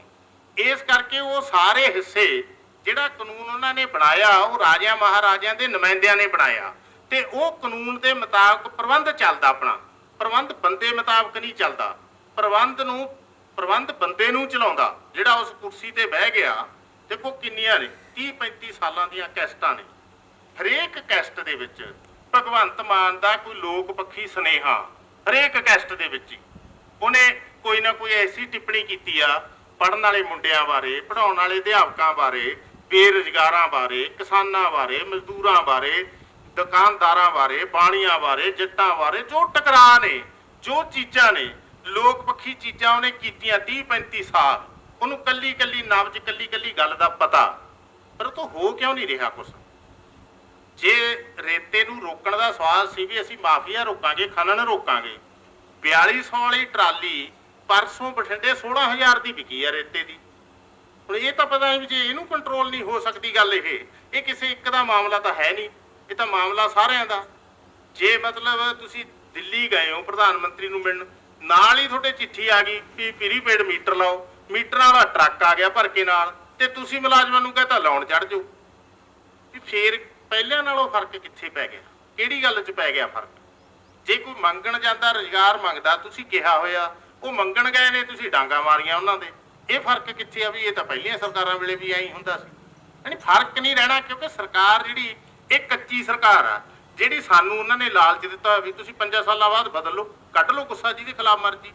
ਜਿਹੜੀ ਪੱਕੀ ਸਰਕਾਰ ਆ, ਸੈਕਟਰੀ, ਡਾਇਰੈਕਟਰ, ਮਹਿਕਮੇ, ਉਹ ਤਾਂ ਚੇਂਜ ਨਹੀਂ ਹੁੰਦੇ, ਉਹਨੂੰ ਤਾਂ ਲੋਕ ਨਹੀਂ ਚੁਣਦੇ, ਉਹ ਨਹੀਂ ਤਬਦੀਲ ਹੁੰਦੇ, ਨਾ ਉਹਨੂੰ ਲੋਕ ਚੁਣਦੇ ਨੇ। ਹੁਣ ਤਾਂ ਹਾਕਮਾਂ ਦਾ ਇੱਕ ਗਰੁੱਪ ਬਣਿਆ ਉੱਤੇ, ਉਹ ਚੁਣਦੇ ਨੇ IAS ਅਫਸਰਾਂ ਨੂੰ। ਉਹ ਫਿਰ ਆ ਕੇ ਚਾਹੇ ਦਲਤਾਂ ਦਾ ਮੁੰਡਾ ਹੋਵੇ, IAS ਅਫਸਰ DC ਲੱਗਿਆ ਹੋਵੇ, ਕਿਸੇ ਦਲਤ ਨੂੰ ਉਹਨੇ ਦੇਤਾ ਹੋਵੇ ਟੋਟਾ ਜ਼ਮੀਨ ਦਾ ਵੀ ਆ ਤੂੰ ਲੈ ਲੈ ਮੇਰੇ ਕਬਜ਼ੇ 'ਚ, ਮੈਂ ਕਰ ਦਿੰਦਾ ਇਹ, ਜਾਂ ਉਹਦੇ ਮੁੰਡੇ ਨੂੰ ਨੌਕਰੀ ਦਿੱਤੀ ਹੋਵੇ ਕਿਸੇ ਦਲਤ ਦੇ ਨੂੰ। ਕੋਈ ਦਿਖਾਓ ਇਹੋ ਜਿਹਾ। ਇੱਥੇ ਆਪਣੇ ਰਹੀ ਨੇ ਬਠਿੰਡੇ, ਦਰਬਾਰਾ ਸਿੰਘ ਗੁਰੂ ਬਠਿੰਡੇ DC ਰਿਹਾ, ਕਿੰਨੇ ਕੁ ਦਲਤਾਂ ਨੂੰ ਅੰਦਰ ਸੱਦ ਬਿਠਾਉਂਦਾ ਸੀ ਉਹ, ਜੇ ਕੋਈ ਦੱਸ ਸਕਦਾ ਹੋਵੇ। ਜਿਹੜੀ ਇਸ ਕਰਕੇ ਇਹਦੇ ਨਾਲ ਫਰਕ ਨਹੀਂ ਪੈਂਦੀ, ਕਿਉਂਕਿ ਉਹ ਇੱਕ ਢਾਂਚਾ, ਉਹ ਢਾਂਚੇ ਦੇ ਹਿਸਾਬ ਨਾਲ ਚੱਲਣਾ, ਪਾਲਿਸੀਆਂ ਤੈਅ ਨੇ। ਇੱਥੇ ਇਹ ਚੀਜ਼ ਲਾਗੂ ਹੋਣੀ ਆ ਕਿ ਸਰਕਾਰੀ ਅਦਾਰੇ ਪ੍ਰਾਈਵੇਟ ਕੰਪਨੀਆਂ ਨੂੰ ਵੇਚਣੇ, ਬਿਜਲੀ ਦਾ ਆਉਂਦਾ, ਬਿਜਲੀ ਮੁਫਤ ਦੇਣੀ ਆ, ਤੁਸੀਂ ਮੰਗਣੀ ਆ, ਕਿਉਂਕਿ ਪੈਸੇ ਹੈ ਨਹੀਂ, ਕਿੱਥੋਂ ਦਈਏ? ਜਿਵੇਂ ਆ ਦਿਹਾੜੀ ਦਾ ਰੌਲਾ ਪੈਂਦਾ, ਇਹ ਦਿਹਾੜੀ ਦਾ ਰੌਲਾ ਜਾਇਜ਼ ਆ, ਇਹ ਨਜਾਇਜ਼ ਨਹੀਂ ਹੈਗਾ। ਹਾਲਾਤ ਇਹੀ ਜਿਹੇ ਆ, ਕਿਸਾਨ ਕਹਿੰਦਾ ਵੀ ਮੈਂ 200 ਤੋਂ ਵੱਧ ਦੇ ਨਹੀਂ ਸਕਦਾ, ਮੇਰਾ ਨਹੀਂ ਸਰਦਾ, ਸੱਚੀ ਨਹੀਂ ਸਰਦਾ, ਜੋ ਅਸੀਂ ਵੀ ਕਹਿੰਦੇ ਆ। ਮਜ਼ਦੂਰ ਕਹਿੰਦਾ ਮੇਰਾ 700 ਤੋਂ ਬਿਨਾਂ ਨਹੀਂ ਸਰਦਾ ਦਿਨ 'ਚ। ਇਹ 200 ਤੇ 700 ਦਾ ਮੇਲ ਕਿਵੇਂ ਹੋਊਗਾ? ਗਰੀਬੀ ਦੋਨਾਂ ਘਰਾਂ 'ਚ ਹੀ ਆ, ਲੋੜ ਦੋਨਾਂ ਘਰਾਂ 'ਚ ਹੀ ਆ, ਪੈਸੇ ਦੀ ਹਾਲਤ ਇਹ ਬਣੀ ਹੋਈ ਆ। ਜੇ ਗਰੀਬੀ ਆ ਫਿਰ ਉੱਥੇ ਹਾਲਤ ਨੇ, ਉਦੋਂ ਲੋੜ ਆ, ਫਿਰ ਜਿਹੜੀ ਚੀਜ਼ ਮਿਲ ਸਕਦੀ ਆ ਮੁਫਤ ਲਵੋ, ਬਈ ਮੁਫਤ ਦਿੰਦੇ ਹੋ ਤੁਸੀਂ ਦਿਓ। ਪਰ ਸੋਚਣ ਵਾਲੀ ਗੱਲ ਇਹ ਹੈ, ਪੰਜਾਬ ਸਰਕਾਰ ਕੋਲੇ ਬਿਜਲੀ ਦਾ 1 ਯੂਨਿਟ ਵੀ ਹੈ, ਆਪਦੀ ਬਿਜਲੀ ਹੀ ਹੈ ਨਹੀਂ, ਸਾਰੀ ਮੁੱਲ ਲੈਣੀ ਆ। ਮਤਲਬ ਕਿਵੇਂ ਦੇਣਗੇ ਸਰਕਾਰਾਂ, ਕਿੱਥੋਂ ਦੇਣਗੇ? ਕਹਿਣ ਤਾਂ ਦਿੰਦੇ ਨੇ, ਵੋਟਾਂ 'ਚ ਵੀ ਕਿਹਾ ਇੱਕ ਬੀਬੀ ਨੇ, ਧੂਰੀ ਤੋਂ ਇੱਕ ਬੋਲੀ MLA ਦੇ ਘਰ ਵਾਲੀ, ਕਹਿੰਦੀ ਵੀ ਪਿੰਡ ਵਾਲੇ ਮੈਨੂੰ ਚੰਗੇ ਹੀ ਨਹੀਂ ਸਮਝਦੇ, ਮੈਂ 2 ਕਰੋੜ ਰੁਪਈਆ ਲਾਤਾ ਪਿੰਡ ਤੇ। ਇੱਕ ਬਾਬੇ ਨੇ ਕਿਹਾ ਉੱਥੇ ਕਿਸੇ ਨੇ ਉੱਠ ਕੇ, ਕਹਿੰਦਾ ਬੀਬੀ ਤੂੰ ਜੇਬ 'ਚੋਂ ਲਾਏ ਸੀ, ਸਾਡੇ ਹੀ ਪੈਸੇ ਨੇ, ਜੇ ਲੋਕਾਂ ਦੇ ਹੀ ਪੈਸੇ ਲਾਉਣੇ ਨੇ, ਸਬਸਿਡੀ ਦੇਣੀ ਆ, ਫਿਰ ਸਾਥੋਂ ਹੋਰ ਪਾਸੇ ਦੀ ਲੈ ਜਾਣੀ ਆ। ਇਹ ਮੁਫਤ ਕਿਵੇਂ ਹੋਗੀ ਚੀਜ਼? ਬਈ ਕੋਈ ਵੀ ਕਹਿਣ ਨੂੰ ਤਾਂ ਠੀਕ ਆ, ਨਾਰੇ ਲਾ ਲਓ, ਤਾੜੀਆਂ ਵਜਵਾ ਲਓ ਬੋਲ ਕੇ, ਪਰ ਮੁਫਤ ਕਿਵੇਂ ਹੋਈ? ਕੇਂਦਰ ਦੀ ਸਰਕਾਰ ਕਹਿੰਦੀ ਵੀ ਕੋਵਿਡ ਦੇ 2 ਸਾਲਾਂ ਦੌਰਾਨ ਮੈਂ 80 ਕਰੋੜ ਲੋਕਾਂ ਨੂੰ ਮੁਫਤ ਖਾਣਾ ਦਿੱਤਾ, ਜਿਹੜੇ ਕਾਰਡਾਂ ਤੇ ਲੈਂਦੇ ਨੇ। ਇੱਥੇ ਮਿਲਿਆ ਕਿ ਨਹੀਂ ਮਿਲਿਆ ਇੱਥੋਂ ਵਾਲਿਆਂ ਨੂੰ ਪਤਾ ਹੋਊ, ਪਰ ਉਹ ਕਹਿੰਦੇ ਨੇ ਵੀ ਅਸੀਂ 80 ਕਰੋੜ ਲੋਕਾਂ ਨੂੰ 2 ਸਾਲ ਮੁਫਤ ਖਾਣਾ ਦਿੱਤਾ। ਜਿਹੜਾ ਬਾਹਰੋਂ ਤੇਲ ਮੰਗਾਇਆ ਉਹ ਤੇ ਐਕਸਾਈਜ਼ ਡਿਊਟੀ ਲਾਤੀ, 3.5 ਲੱਖ ਕਰੋੜ ਰੁਪਇਆ 2 ਸਾਲਾਂ 'ਚ ਇਕੱਠਾ ਕਰ ਲਿਆ ਲੋਕਾਂ ਤੋਂ। ਲਾਇਆ 2.5 ਲੱਖ ਕਰੋੜ, ਇਕੱਠਾ ਕਰ ਲਿਆ 3.5 ਲੱਖ ਕਰੋੜ। ਮੁਫਤ ਕਿਵੇਂ ਹੋ ਗਿਆ? ਜੇ ਕੋਈ ਕਹੇ ਵੀ ਮੁਫਤ ਆ ਬਿਜਲੀ, ਮੁਫਤ ਕਿਵੇਂ ਹੋਗੀ? ਪਹਿਲੀ ਗੱਲ ਤਾਂ ਸਰਕਾਰ ਨੇ ਸਰਦਾਰਗੜ੍ਹ ਲਾਇਆ ਅਡਾਨੀ ਦਾ ਸੋਲਰ ਪਲਾਂਟ। ਮੇਰੇ ਖਿਆਲ ਧਰਨਾ ਮਾਰਨ ਗਏ ਸੀ ਕਿਸਾਨ ਯੂਨੀਅਨ ਵਾਲੇ, ਇੱਥੋਂ ਵੀ ਗਏ ਹੋਣਗੇ। 17 ਰੁਪਏ ਯੂਨਿਟ ਖਰੀਦਣੀ ਆ, ਉੱਥੋਂ ਸਮਝੌਤਾ ਹੋਇਆ ਹੋਇਆ। ਉੱਥੋਂ 17 ਰੁਪਏ ਲੈ ਕੇ ਇੱਥੇ ਮੁਫਤ ਕਿਵੇਂ ਦਿੱਤੀ ਜਾਊਗੀ ਤੇ ਕਿੰਨਾ ਚਿਰ ਦਿੱਤੀ ਜਾਊਗੀ, ਤੇ ਮੁਫਤ ਦੇ ਨਾਂ ਤੇ ਹੋਰ ਪਾਸੇ ਦੀ ਕਿੰਨੇ ਟੈਕਸ ਲੱਗਣਗੇ, ਹੋਰ ਪਾਸੇ ਦੀ ਮਹਿੰਗਾਈ। ਅੱਜ ਸਰੋਂ ਦੇ ਢੇਰ ਲੱਗੇ ਪਏ ਨੇ ਤੇ 200 ਰੁਪਏ ਤੋਂ ਤੇਲ ਨਹੀਂ ਘਟ ਰਿਹਾ। ਇਹੀ ਅਡਾਨੀ ਆ ਨਾ, ਜਦੋਂ ਚੀਜ਼ਾਂ ਇਹਨਾਂ ਦੇ ਹੱਥ 'ਚ ਗਈਆਂ ਫਿਰ ਇਹੀ ਨੇ। ਇਸ ਕਰਕੇ ਉਹਨਾਂ ਦੀ ਲੋੜ ਆ ਵੀ ਨਸ਼ਾ ਵੀ ਵੱਧ ਤੋਂ ਵੱਧ, ਕਿਉਂਕਿ ਇਹ ਸਾਨੂੰ ਭਟਕਾਉਂਦਾ। ਆ ਹੁਣ ਨਵੀਆਂ ਚਾਲਾਂ ਚੱਲੀਆਂ ਹੋਈਆਂ ਨੇ, ਹੁਣ ਤਾਂ ਪਹਿਲਾਂ ਤੋਂ ਹੀ ਚੱਲਦੇ ਨੇ। ਆ ਕਿਸਾਨ ਕੋਲ ਤੋਂ ਬਾਅਦ ਤੇਜ਼ ਕਰਤੀਆਂ, ਲੋਕਾਂ 'ਚ ਪਾਟਕ ਪਾਉਣ ਵਾਲੀ ਫਿਰਕਾ ਪ੍ਰਸਤੀ ਲੈ ਆਏ। ਇਹ ਨਸ਼ੇ ਨਾਲੋਂ ਵੀ ਵੱਡਾ ਨਸ਼ਾ, ਧਰਮ ਦਾ ਨਸ਼ਾ। ਹਰ ਕਿਸੇ ਨੂੰ ਇਹ ਆ ਵੀ ਮੇਰਾ ਧਰਮ ਉੱਤੇ ਆ, ਹਿੰਦੂ ਧਰਮ ਸਭ ਤੋਂ ਉੱਚਾ, ਇਸ ਕਰਕੇ ਬਾਕੀ ਧਰਮ ਕੋਈ ਹੈ ਨਹੀਂ। ਕੇਰਾਂ ਉਹਨਾਂ ਨੇ ਹੁਣ ਨਿਸ਼ਾਨਾ ਬਣਾਇਆ ਹੋਇਆ ਮੁਸਲਮਾਨਾਂ ਨੂੰ, ਨੰਬਰ 2 ਤੇ ਈਸਾਈਆਂ ਨੂੰ। ਦੋ ਹਿੱਸਿਆਂ ਨੂੰ ਬਹੁਤ ਤੇਜ਼ੀ ਨਾਲ ਨਿਸ਼ਾਨਾ ਬਣਾਇਆ ਹੋਇਆ ਹਿੰਦੁਸਤਾਨ ਦੇ ਅੰਦਰ। ਐਵੇਂ ਹੀ ਕਹਿ ਦਿਓ ਤੁਸੀਂ ਜਾ ਕੇ, ਤੁਹਾਡੇ ਫਰਿੱਜ 'ਚ ਜੀ ਗਾਂ ਦਾ ਮੀਟ ਪਿਆ, ਅਸੀਂ ਤਾਂ ਮਾਰਾਂਗੇ। ਨਾ ਮੀਟ ਦੇਖਣਾ, ਨਾ ਮੀਟ ਦਾ ਟੈਸਟ ਕਰਾਉਣਾ, ਬੰਦਾ ਮਾਰ ਦੇਣਾ ਜਾ ਕੇ।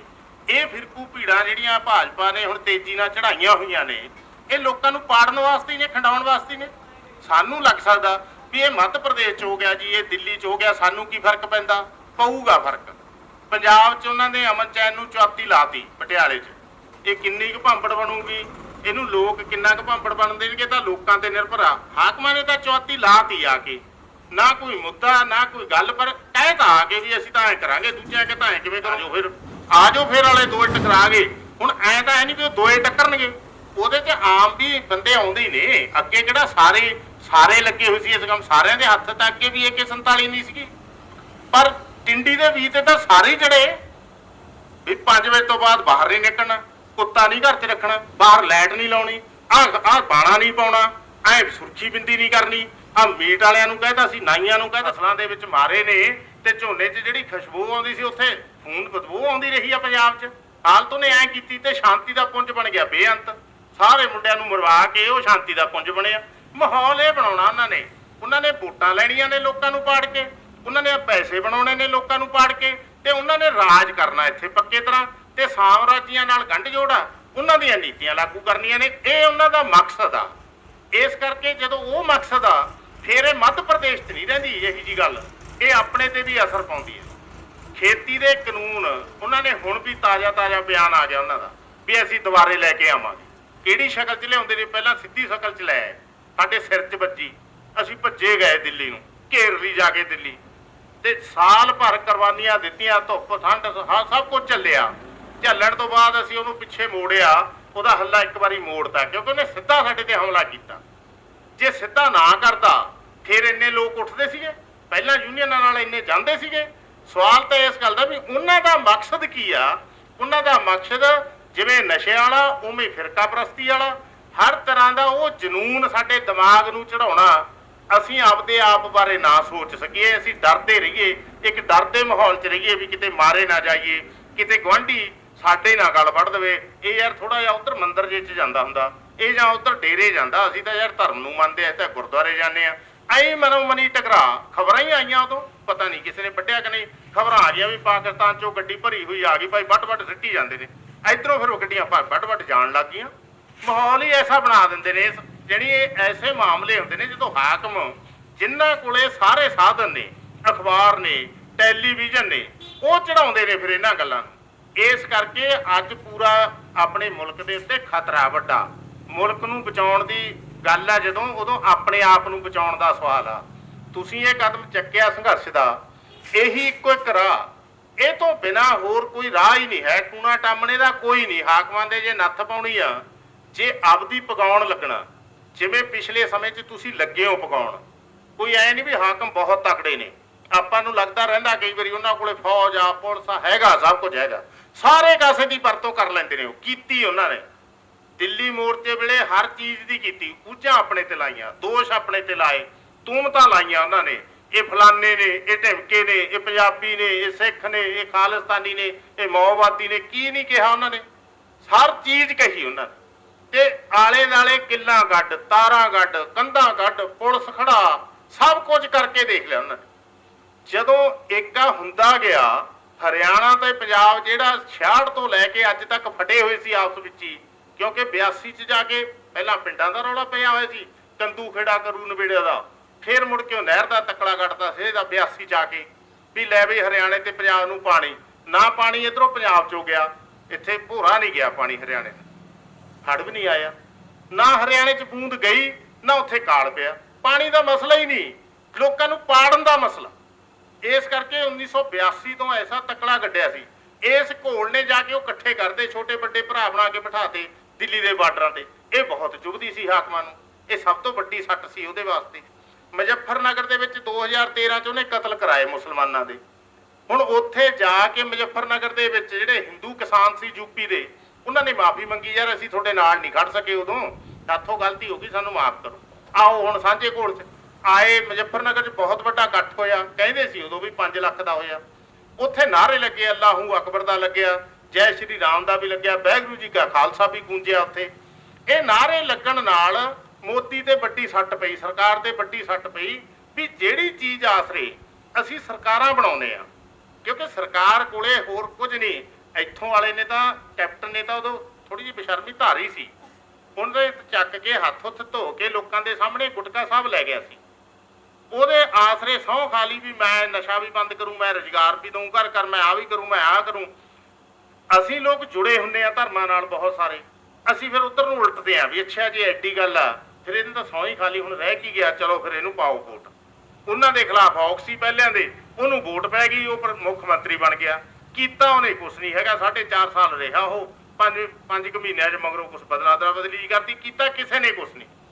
ਪਰ ਉਹਨਾਂ ਨੇ ਇਹ ਕੰਮ ਕੀਤਾ, ਸਾਡੀ ਵਰਤੋਂ ਕੀਤੀ, ਸਾਡੇ ਧਰਮ ਦੀ ਵਰਤੋਂ ਕੀਤੀ। ਇਸ ਗੱਲ 'ਚ ਇਹ ਬੇਅਦਬੀ ਆ, ਵੈਸੇ ਕੱਲੀ ਬਰਗਾੜੀ ਵਾਲੀ ਬੇਅਦਬੀ ਨਹੀਂ, ਬੇਅਦਬੀ ਇਹ ਵੀ ਆ ਜਿਹੜੀ ਕੈਪਟਨ ਨੇ ਉੱਥੇ ਸਾਰਿਆਂ ਦੇ ਸਾਹਮਣੇ ਸਹੁੰ ਚੱਕ ਕੇ ਮਗਰੋਂ ਮੁੱਕਰਿਆ, ਇਹ ਵੀ ਬੇਅਦਬੀ ਆ।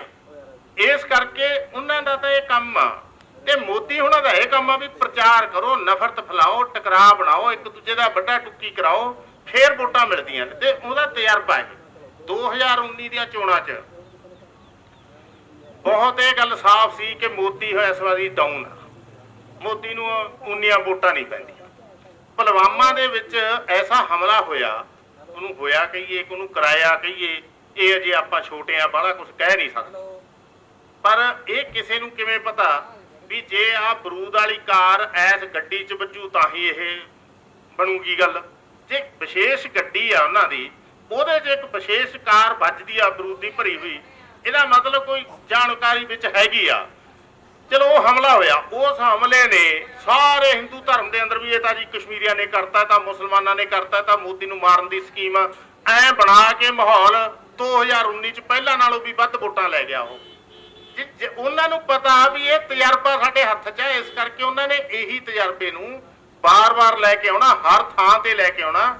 ਜਿੱਥੇ ਮੁਸਲਮਾਨਾਂ ਨਾਲ ਟਕਰਾਵਣ ਦਾ ਮੁਸਲਮਾਨਾਂ ਨਾਲ ਬਣਾ ਲਓ, ਜਿੱਥੇ ਈਸਾਈਆਂ ਨਾਲ ਟਕਰਾਵਣ ਦਾ ਈਸਾਈਆਂ ਨਾਲ ਬਣਾ ਲਓ, ਜਿੱਥੇ ਸਿੱਖਾਂ ਨਾਲ ਬਣੂਗਾ ਉੱਥੇ ਸਿੱਖਾਂ ਨਾਲ ਬਣਾਉਣ ਦੀ ਕੋਸ਼ਿਸ਼ ਕਰਨਗੇ ਉਹ।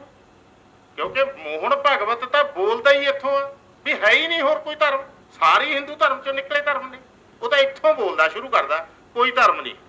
ਇਸ ਕਰਕੇ ਉਹਨਾਂ ਦੇ ਹੱਥ 'ਚ ਨੇ ਤੇ ਉਹ ਇਹ ਪਾਟਕ ਪਾਉ ਚੀਜ਼ਾਂ ਲੈ ਕੇ ਆਉਂਦੇ ਨੇ। ਨਸ਼ਾ ਤੇ ਫਿਰਕਾ ਪ੍ਰਸਤੀ ਸਾਡੇ ਵਾਸਤੇ ਦੋਵੇਂ ਖਤਰਨਾਕ ਨੇ। ਇਸ ਕਰਕੇ ਜਦੋਂ ਹੀ ਆਪਾਂ ਇਹ ਗੱਲਾਂ ਕਰਨ ਲੱਗਦੇ ਆ, ਉਦੋਂ ਇਸ ਗੱਲ ਦੀ ਲੋੜ ਪੈਂਦੀ ਆ ਵੀ ਜਿਹੜੇ ਇਸ ਮੌਕੇ ਸੂਝਵਾਨ ਲੋਕ ਨੇ, ਜਿਹੜੇ ਇਸ ਮੌਕੇ ਸਭ ਤੋਂ ਵੱਧ ਪੀੜਤ ਨੇ। ਦੇਖੋ ਨਸ਼ੇ ਦੇ ਮਾਮਲੇ 'ਚ ਸਭ ਤੋਂ ਵੱਧ ਪੀੜਤ ਸਾਡੀਆਂ ਮਾਵਾਂ ਤੇ ਸਾਡੀਆਂ ਭੈਣਾਂ, ਸਾਡੀਆਂ ਧੀਆਂ, ਸਭ ਤੋਂ ਵੱਧ ਪੀੜਤ। ਕਈ ਵਾਰੀ ਛੋਟੀ ਉਮਰ 'ਚ ਕੋਈ ਮੁੰਡਾ ਲੱਗ ਗਿਆ ਨਸ਼ੇ ਨਾਲ, ਘਰਦਿਆਂ ਨੂੰ ਲੱਗਦਾ ਰਹਿੰਦਾ ਵੀ ਸ਼ਾਇਦ ਜੇ ਵਿਆਹ ਕਰ ਦਈਏ ਹਟ ਜੂਗਾ, ਇੱਕ ਹੋਰ ਨਾਲ ਜੀ ਨੂੰ ਜੋੜ ਲੈਂਦੇ ਆ ਉਸ ਕੰਮ 'ਚ, ਪਰ ਉਹਦਾ ਕੋਈ ਦਖਲ ਨਹੀਂ ਹੁੰਦਾ। ਉਹ ਨਸ਼ਾ ਕਰਦਾ ਰਹਿੰਦਾ, ਕੁੱਟਮਾਰ ਵੀ ਕਰਦਾ ਰਹਿੰਦਾ, ਤੇ ਹੋ ਸਕਦਾ ਇਦੂ ਗਾਹਾਂ ਵੱਢ ਟੁੱਕ ਵੀ ਕਰ ਦੇਵੇ। ਬਰੀ ਵਾਲਾ ਪਿੰਡ ਆ ਕੋਟਕਪੂਰੇ ਦੇ ਨਾਲ ਹੀ ਆ, ਤੁਹਾਡੇ ਰਾਮਨ ਨਿਵਾਸ ਦੀ ਕੁੜੀ ਵਿਆਹੀ ਸੀ ਉੱਥੇ, ਕਿਸੇ ਪੁਲਿਸ ਅਫਸਰ ਦੀ ਕੁੜੀ ਸੀ। ਮੁੰਡਾ ਸ਼ੁਰੂ ਤੋਂ ਨਸ਼ਾ ਕਰਦਾ, ਨਹੀਂ ਪਤਾ ਲੱਗਿਆ ਕੁੜੀ ਵਾਲਿਆਂ ਨੂੰ ਕਿੰਨੀ ਕੁ ਕੋਈ ਦਰਿਆਫਤ ਕਰੇ, ਕਰ ਲਈ ਹੂ, ਬਥੇਰੀ ਕੀਤੀ ਹੂ ਉਹਨਾਂ ਨੇ, ਪਰ ਨਹੀਂ ਪਤਾ ਲੱਗਿਆ। ਨਸ਼ਾ ਕਰਦਾ, ਉਹਨੂੰ ਕੁੱਟਦਾ, ਪੇਕੇ ਭੇਜ ਦਿੰਦਾ, ਕੁੱਟਦਾ ਮਾਰਦਾ, ਉਹ ਰੌਲਾ ਪੈਂਦਾ, ਰੋਣ ਪਿੱਟਣ, ਪੰਚਾਇਤਾਂ ਹੁੰਦੀਆਂ, ਹੋ ਹੀ ਗਿਆ ਸਭ ਕੁਝ।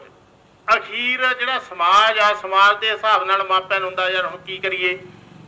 ਅਖੀਰ ਉਹਨੇ ਆਹ 15 ਦਿਨ ਪਹਿਲਾਂ, ਤੁਸੀਂ ਵੀ ਅਖਬਾਰ 'ਚ ਫੋਟੋ ਦੇਖੀ ਹੋਣੀ ਆ, ਮੈਂ ਵੀ ਦੇਖੀ, ਤੇ ਉਹਨੇ ਕੁਹਾੜੀ ਨਾਲ ਸਵੇਰ 3:30 ਵਜੇ ਠਾ ਕੇ ਮੁੰਡਾ ਉਹਦਾ 15 ਸਾਲਾਂ ਦਾ ਔਰ ਵੱਖਰੇ ਕਮਰੇ 'ਚ ਪਿਆ ਤੇ ਆਪ ਨਸ਼ੇ ਦੀ ਲੋੜ 'ਚ ਆਏ ਹੋਏ ਨੇ 3:30 ਵਜੇ ਉਹਦਾ ਗਲ ਵੱਢਦਾ ਕੁਹਾੜੀ। ਐ ਵੀ ਔਰਤ ਪੀੜਤ ਆ। ਜੇ ਫਿਰ ਆਪ ਮਰ ਜੇ ਫਿਰ ਤੁਹਾਨੂੰ ਪਤਾ ਸਮਾਜ 'ਚ ਰੰਡੇਪਾ ਕੱਟਣਾ ਕਿੰਨਾ ਔਖਾ, ਜਾਣੀ ਇਹ ਜ਼ਿੰਦਗੀ ਕਿਵੇਂ ਲੰਘਦੀ ਆ ਸਾਰੀ ਉਮਰ। ਇਸ ਕਰਕੇ ਇਹ ਸਭ ਤੋਂ ਵੱਧ ਪੀੜਤ ਹਿੱਸੇ ਨੇ। ਇਹਨਾਂ ਹਿੱਸਿਆਂ ਨੂੰ ਜਿੰਨਾ ਵੀ ਲਾਮਬੰਦ ਕਰ ਲਾਂਗੇ, ਸਾਡੇ ਭਰਾ ਵੀ ਕਰਨ, ਖੁਦ ਭੈਣਾਂ ਵੀ ਇਸ ਗੱਲ 'ਚ ਲੱਗਣ ਵੀ ਭੈਣਾਂ ਨੂੰ, ਮਾਵਾਂ ਨੂੰ, ਧੀਆਂ ਨੂੰ ਵੱਧ ਤੋਂ ਵੱਧ ਇਸ ਗੱਲ ਵਾਸਤੇ ਤਿਆਰ ਕਰੀਏ। ਉਹ ਇਹਦੇ ਖਿਲਾਫ ਬੋਲਣ, ਇਹਦੇ ਖਿਲਾਫ ਆਉਣ ਮੈਦਾਨ 'ਚ, ਜਿੱਥੇ ਵੀ ਕਿਤੇ ਆਇਆ ਜਾ ਸਕਦਾ, ਜਿਵੇਂ ਵੀ ਆਇਆ ਜਾ ਸਕਦਾ। ਜੇ ਆਪਾਂ, ਤੁਹਾਨੂੰ ਯਾਦ ਹੋਊ ਜਦੋਂ ਖੇਤੀ ਕਾਨੂੰਨ ਦੇ ਖਿਲਾਫ ਸ਼ੁਰੂ ਹੋਏ ਘੋਲ, ਕਿਸਾਨ ਜਥੇਬੰਦੀ ਨੇ ਪਿੰਡ ਪਿੰਡ ਧਰਨੇ ਲਾਏ, ਪਿੰਡਾਂ ਤੇ ਨਾਕੇ ਲਾਏ। ਉਦੋਂ ਕਿਸਾਨ ਜਥੇਬੰਦੀ ਦੇ ਸੂਬਾ ਆਗੂ ਕੋਕਰੀ ਦਾ ਬਿਆਨ ਲੱਗਿਆ ਵੀ ਅਸੀਂ 1.25 ਲੱਖ ਲੋਕਾਂ ਤੱਕ ਆਪਣੀ ਗੱਲ ਲੈ ਗਏ, 1.25 ਲੱਖ ਲੋਕਾਂ ਤੱਕ, 600 ਪਿੰਡਾਂ ਤੱਕ ਲੈ ਗਏ। ਉਹ ਤਰੀਕਾ ਅਪਣਾਉਣ ਵਾਲਾ ਹੁਣ ਵੀ ਘਰ ਘਰ ਜਾ ਕੇ ਬਹਿ ਕੇ ਗੱਲ ਕਰਨ ਵਾਲੀ ਆ, ਕੁਛ ਨੂੰ ਤਾਂ ਐਂ ਹਟਾਉਣ ਵਾਲਾ। ਇਹ ਮਾਮਲਾ ਅਜੇ ਇਹੋ ਜਿਹਾ ਨਹੀਂ ਹੈਗਾ ਕਿ ਆਪਾਂ ਕਿਸੇ ਨੂੰ ਜ਼ੋਰ ਜ਼ਬਰ ਨਾਲ ਹਟਾ ਲਾਂਗੇ। ਇਹ ਠੀਕ ਆ, ਜਿਹੜੇ ਤਸਕਰ ਆਉਂਦੇ ਨੇ ਤੁਹਾਡੀ ਲਿਸਟ 'ਚ ਨੇ, ਤੁਸੀਂ ਫੜਦੇ ਹੋ, ਫੜਾ ਦਿੰਦੇ ਹੋ, ਉਹ ਛੁੱਟ ਕੇ ਆ ਜਾਂਦੇ ਨੇ, ਸਗੋਂ ਹੋਰ ਤੇਜ਼ੀ ਨਾਲ ਕਰਨ ਲੱਗ ਜਾਂਦੇ। ਇਹ ਦਬਾਅ ਬਣਾਉਣ ਵਾਲਾ, ਤੁਹਾਡੀ ਮੰਗ ਇਹ ਵੀ ਬਣਾਉਣ ਵਾਲੀ ਆ ਵੀ ਛੱਡਣ ਤੋਂ ਪਹਿਲਾਂ, ਕੇਸ ਦਰਜ ਕਰਨ ਤੋਂ ਪਹਿਲਾਂ ਕੋਈ ਪੁੱਛਗਿੱਛ ਹੋਦੀ ਹੈ ਕਿ ਨਹੀਂ ਹੋ ਸਕਦੀ। ਪਿੰਡ ਦੀ ਸੱਥ 'ਚ ਬਹਿ ਕੇ ਜਿਹਨੂੰ ਕਹਿਣਾ ਹੋਵੇ ਵੀ ਲੋਕਾਂ ਦਾ ਰਾਜ ਕਿਹੋ ਜਿਹਾ ਹੋਊ, ਪਾਰਦਰਸ਼ੀ ਹੋਣਾ ਚਾਹੀਦਾ। ਪਾਰਦਰਸ਼ਤਾ ਤਾਂ ਇਹੀ ਹੁੰਦੀ ਆ ਵੀ ਠੀਕ ਆ, ਪਿੰਡ ਆ ਬੈਠਾ, ਇੱਥੇ ਪੁੱਛਗਿੱਛ ਚੱਲਦੀ ਆ ਸਾਰਿਆਂ ਦੇ ਸਾਹਮਣੇ ਵੀ ਭਾਈ ਤੈਨੂੰ ਕਿੱਥੋਂ ਆਉਂਦਾ, ਕੌਣ ਦਿੰਦਾ, ਕਿੱਥੋਂ ਲਿਆਉਣਾ ਤੂੰ। ਜੇ ਪੁੱਛਗਿੱਛ ਹੋਊਗੀ, ਪਿੱਛੇ ਨੂੰ ਚੱਲਾਂਗੇ, ਫੇਰ ਹੀ ਪਤਾ ਲੱਗੂ। ਟੇਵੇ ਤਾਂ ਆਪਾਂ ਸਾਰੇ ਹੀ ਲਾਵਾਂਗੇ ਵੀ ਫਲਾਨੇ ਥਾਂ ਤੋਂ ਆਉਂਦਾ, ਇਹ ਫਲਾਨੇ ਥਾਂ ਤੋਂ ਆਉਂਦਾ। ਕਹਿਣ ਦੀ ਹਾਲਤ ਤਾਂ ਉਹਦੀ ਹੋਵਾਂਗੇ ਜਦੋਂ ਅਗਲਾ ਆਪਦੇ ਮੂੰਹੋਂ ਕੁਝ ਕਹੂਗਾ।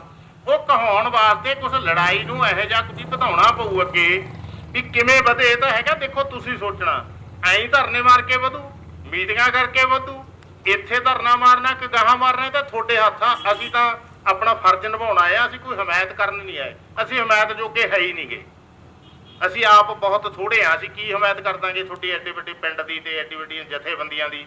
ਇਹ ਤਾਂ ਆਪਣੀ ਹਾਜ਼ਰੀ ਹੈ, ਸਾਡਾ ਫਰਜ਼ ਸੀ। ਜਿੱਥੇ ਕੋਈ ਲੋਕ ਇਹਦੇ ਖਿਲਾਫ ਆਵਾਜ਼ ਉਠਾਉਂਦੇ ਨੇ, ਜਿੱਥੇ ਲੋਕ ਆਪਦੇ ਏਕੇ ਦੀ ਗੱਲ ਕਰਦੇ ਨੇ, ਜਿੱਥੇ ਲੋਕ ਸੰਘਰਸ਼ ਦੀ ਗੱਲ ਕਰਦੇ ਨੇ, ਅਸੀਂ ਕੋਸ਼ਿਸ਼ ਕਰਦੇ ਹਾਂ ਵੀ ਜਾਈਏ ਉੱਥੇ। ਅਸੀਂ ਇਸੇ ਕੰਮ ਵਾਸਤੇ ਲੱਗੇ ਹੋਏ, ਇਸੇ ਕੰਮ ਵਾਸਤੇ ਨੌਕਰੀ ਛੱਡ ਕੇ ਮੈਨੂੰ ਹੋ ਗਏ 10-12 ਸਾਲ ਹੋ ਗਏ ਇਸ ਕੰਮ 'ਚ ਲੱਗੇ ਨੂੰ। ਹੁਣ ਨੌਕਰੀ ਛੱਡ ਕੇ, ਪਹਿਲਾਂ ਵੀ ਬਹੁਤੇ ਤੁਹਾਡੇ ਪਿੰਡ ਵਾਲੇ ਜਾਣਦੇ ਹੋਣਗੇ, ਭੁੱਲੇ ਹੋਣਗੇ, ਬਹੁਤ ਬੜਾ ਇਹੀ ਪਿੰਡ ਵਾਂਗੂ ਹੀ ਹੁੰਦਾ ਸੀ ਸਾਡਾ। ਨੱਥਾ ਸਿੰਘ ਇੱਥੋਂ ਦਾ ਹੀ ਸੀਗਾ। ਨੱਥਾ ਸਿੰਘ ਨਾਲ ਸਾਡੀ ਸ਼ੁਰੂ ਤੋਂ ਜਦੋਂ ਤੋਂ ਉਹ ਯੂਨੀਅਨ 'ਚ ਆਉਣ ਲੱਗਿਆ, ਉਦੋਂ ਦੀ ਅਸੀਂ ਯੂਨੀਅਨ 'ਚ ਆਉਣ ਲੱਗੇ। ਲੱਖੋਵਾਲ ਦੀ ਯੂਨੀਅਨ ਹੁੰਦੀ ਸੀ, ਉਦੋਂ ਨੱਥਾ ਵੀ ਗਿਆ ਸੀ, ਉਦੋਂ ਝੰਡਾ ਵੀ ਗਿਆ ਸੀ, ਉਦੋਂ ਮੈਂ ਵੀ ਗਿਆ ਸੀ। ਗੁਰੂ ਸਰ ਇਕੱਠ ਕੀਤਾ ਸੀ ਉਹਨੇ ਆ ਕੇ ਲੱਖੋਵਾਲ। ਇਸ ਕਰਕੇ ਸ਼ੁਰੂ ਦਾ ਹੀ ਮਾਹੌਲ ਹੈ। ਤਾਂ ਪਰ ਸਵਾਲ ਇਸ ਗੱਲ ਦਾ ਵੀ ਆਪਾਂ ਲੜਾਈ ਤਾਂ ਤੁਸੀਂ ਫੈਸਲਾ ਕਰਨਾ, ਸਾਡੇ ਵਰਗੇ ਲੋਕ ਤਾਂ ਅਸੀਂ ਆ ਗਏ, ਕੱਲ ਨੂੰ ਕੋਈ ਹੋਰ ਆ ਜੂ, ਇਹ ਤਾਂ ਆਉਂਦੇ ਰਹਾਂਗੇ ਹਮਾਇਤ ਤੇ, ਅਸੀਂ ਵੀ ਤੁਹਾਡੇ ਨਾਲ ਹੀ ਆ। ਪਰ ਸਵਾਲ ਇਸ ਗੱਲ ਦਾ ਵੀ ਇਹ ਕਹਿੰਦੇ ਕੀ ਆ ਆਪਾਂ ਸੀਮਿਤ ਨਾ ਰਹੀਏ ਪਿੰਡ ਤੱਕ ਹੀ, ਇਹਨੂੰ ਗੱਲ ਨੂੰ ਵਧਾਈਏ, ਇਹਨੂੰ ਇਸ ਤਰ੍ਹਾਂ ਵਧਾਈਏ ਕਿ ਇੱਥੇ ਸਾਡੇ ਸਾਹਮਣੇ ਚਾਹੇ ਥਾਣੇ 'ਚ ਕਰ ਲੈਣ, ਆਪਣਾ ਵੀ ਇੱਕ ਡੈਲੀਗੇਟ ਸਾਹਮਣੇ ਬੈਠਾ ਹੋ, ਪੁੱਛਗਿੱਛ ਕਰਨ, ਪਾਰਦਰਸ਼ੀ ਤਰੀਕੇ ਨਾਲ ਪੁੱਛ ਦੱਸ ਕਰਨ, ਨਿਕਲ ਆਊਗਾ ਇਲਾਜ। ਤੁਸੀਂ ਵੀ ਕੁਛ ਹੰਦਾ ਲਾਓਗੇ ਉਹਦੇ 'ਚ, ਕੁਛ ਉਹ ਵੀ ਲਾਉਣਗੇ, ਨਿਕਲ ਆਊਗਾ। ਜਿੰਨਾ ਚਿਰ ਉਹ ਨਹੀਂ ਨਿਕਲਦਾ, ਉਹਨਾਂ ਚਿਰ ਰੋਕ ਕਿਵੇਂ ਬਣੂਗੀ? ਰੋਕ ਉੱਥੋਂ ਬਣਨੀ ਆ ਜਿੱਥੋਂ ਗੱਲ ਨੇ ਸ਼ੁਰੂ ਹੁੰਦੀ ਆ। ਇਸ ਕਰਕੇ ਕੁਝ ਚੀਜ਼ਾਂ ਇਹੋ ਜਿਹੀਆਂ ਜੋੜਨ ਦਾ ਸਵਾਲ ਆ, ਘਰ ਘਰ ਸਮਝਾਉਣ ਦਾ ਸਵਾਲ ਆ ਵੀ ਇਹ ਆਪਣਾ ਨੁਕਸਾਨ ਕਿੰਨਾ ਕਰਦੇ ਨੇ। ਤੁਹਾਡਾ ਘਰ ਦਾ ਹੀ ਨਹੀਂ ਕਰਦੇ, ਤੁਹਾਡਾ ਇਕੱਲੇ ਮੁੰਡੇ ਦਾ ਹੀ ਨਹੀਂ ਕਰਦੇ, ਤੁਹਾਡੇ ਸਾਰੇ ਪਰਿਵਾਰ ਦਾ ਕਰਦੇ ਨੇ। ਸਾਰਾ ਪਰਿਵਾਰ, ਸਾਰੇ ਪਿੰਡ ਦਾ ਨੁਕਸਾਨ ਹੋ ਰਿਹਾ, ਸਾਰੇ ਸਮਾਜ ਦਾ ਨੁਕਸਾਨ ਹੋ ਰਿਹਾ। ਕੁਝ ਚੀਜ਼ਾਂ ਆਪਾਂ ਨੂੰ ਮੈਂਟਲ ਐਕਸਰਸਾਈਜ਼ ਕਰਨੀਆਂ ਵੀ ਆਉਣੀਆਂ ਚਾਹੀਦੀਆਂ ਨੇ। ਇਕੱਲਾ ਆਪਾਂ ਸਰੀਰਕ ਜ਼ੋਰ ਤੇ ਨਾ ਰਹੀਏ। ਪੰਜਾਬ 'ਚ ਖਾਸੀਅਤ ਆ ਬਹੁਤ ਜ਼ਿਆਦਾ ਵੀ ਅਸੀਂ ਬਹੁਤ ਲੜਾਕੇ ਆ, ਅਸੀਂ ਤਾਂ ਬਹੁਤ ਲੜਦੇ ਆ, ਸਾਡਾ ਤਾਂ ਵਿਰਸਾ ਹੀ ਬਹੁਤ ਆ। ਇਤਿਹਾਸ ਦਾ ਕੋਈ ਵਰਕਾ ਚੱਕ ਲਓ, ਐਦਾਂ ਘੋੜਿਆਂ ਦੀਆਂ ਕਾਠੀਆਂ ਤੇ ਰਹਿਣ ਵਾਲੇ ਆ, ਕਾਬਲ ਦੇ ਜੰਮਿਆਂ ਨੂੰ ਨਿੱਤ ਮਹਿਮਾ ਨੇ। ਪਰ ਵੀ ਥੋੜਾ ਆਪਾਂ ਹੋਰਾਂ ਸੂਬਿਆਂ ਦੇ ਲੋਕਾਂ ਵਾਂਗੂ ਸਿਰ ਵੀ ਲਾਉਣ ਲੱਗੀਏ, ਦਿਮਾਗ ਵੀ ਲਾਉਣ ਲੱਗੀਏ ਵੀ ਇਹਨੂੰ ਸਮਝੀਏ ਗੱਲ ਨੂੰ, ਤੇ ਇਹਨੂੰ ਸਮਝ ਕੇ ਇੱਧਰ ਨੂੰ ਜਾ ਸਕਦੇ। ਸਿਆਸਤਦਾਨਾਂ ਤੋਂ ਜਿੰਨਾ ਵੀ ਬਚਾ ਲਓਗੇ ਤੁਹਾਡੀ ਲੜਾਈ, ਤੁਹਾਡੀ ਗੱਲ ਨੂੰ, ਤੁਸੀਂ ਬਚੇ ਰਹੋ। ਸਿਆਸਤਦਾਨ ਤਾਂ ਆ ਕੇ ਕੋਈ ਨਵੀਆਂ ਗੱਲਾਂ ਹੀ ਸੁਣਾਓ, ਤੇ ਅਜੇ ਸਾਡੇ ਮਨਾਂ ਤੇ ਉਹਨਾਂ ਦਾ ਪ੍ਰਭਾਵ ਹੈਗਾ, ਹਾਕਮਾਂ ਦਾ। ਉਹਨਾਂ ਦੀ ਹਰ ਗੱਲ ਤੇ ਸਾਨੂੰ ਭਰੋਸਾ ਪਤਾ ਨਹੀਂ ਕਿਉਂ ਆ ਜਾਂਦਾ। ਆਉਂਦਾ, ਹਰ ਗੱਲ ਤੇ ਆਉਂਦਾ। ਜੇ ਉਹ ਕਹਿੰਦੇ ਨੇ ਹਾਂ ਰੁਜ਼ਗਾਰ ਦੇਵਾਂਗੇ, ਮੰਨ ਲੈਂਦੇ ਹਾਂ ਅਸੀਂ। ਜੇ ਉਹ ਕਹਿੰਦੇ ਨੇ ਅਸੀਂ ਭਾਅ ਦੇ ਦੇਵਾਂਗੇ, ਅਸੀਂ ਮੰਨ ਲੈਂਦੇ ਹਾਂ। ਅਸੀਂ ਹਰ ਗੱਲ ਮੰਨਦੇ ਹਾਂ ਉਹਨਾਂ ਦੀ, ਤੇ ਉਹ ਹਰ ਗੱਲ ਮੁੱਕਰਦੇ ਨੇ। ਜਿਹੜੀ ਸਾਰਾ ਤਜਰਬਾ ਪਿਛਲੇ 75-77 ਸਾਲਾਂ ਦਾ ਤਜਰਬਾ ਹੈ ਵੀ ਉਹ ਹਰ ਗੱਲ ਕਹਿੰਦੇ ਨੇ, ਅਸੀਂ ਹਰ ਗੱਲ ਮੰਨਦੇ ਹਾਂ, ਤੇ ਉਹ ਹਰ ਗੱਲ ਮੁੱਕਰਦੇ ਨੇ। ਇਹ ਪੱਕਾ ਅਮਲ ਆ।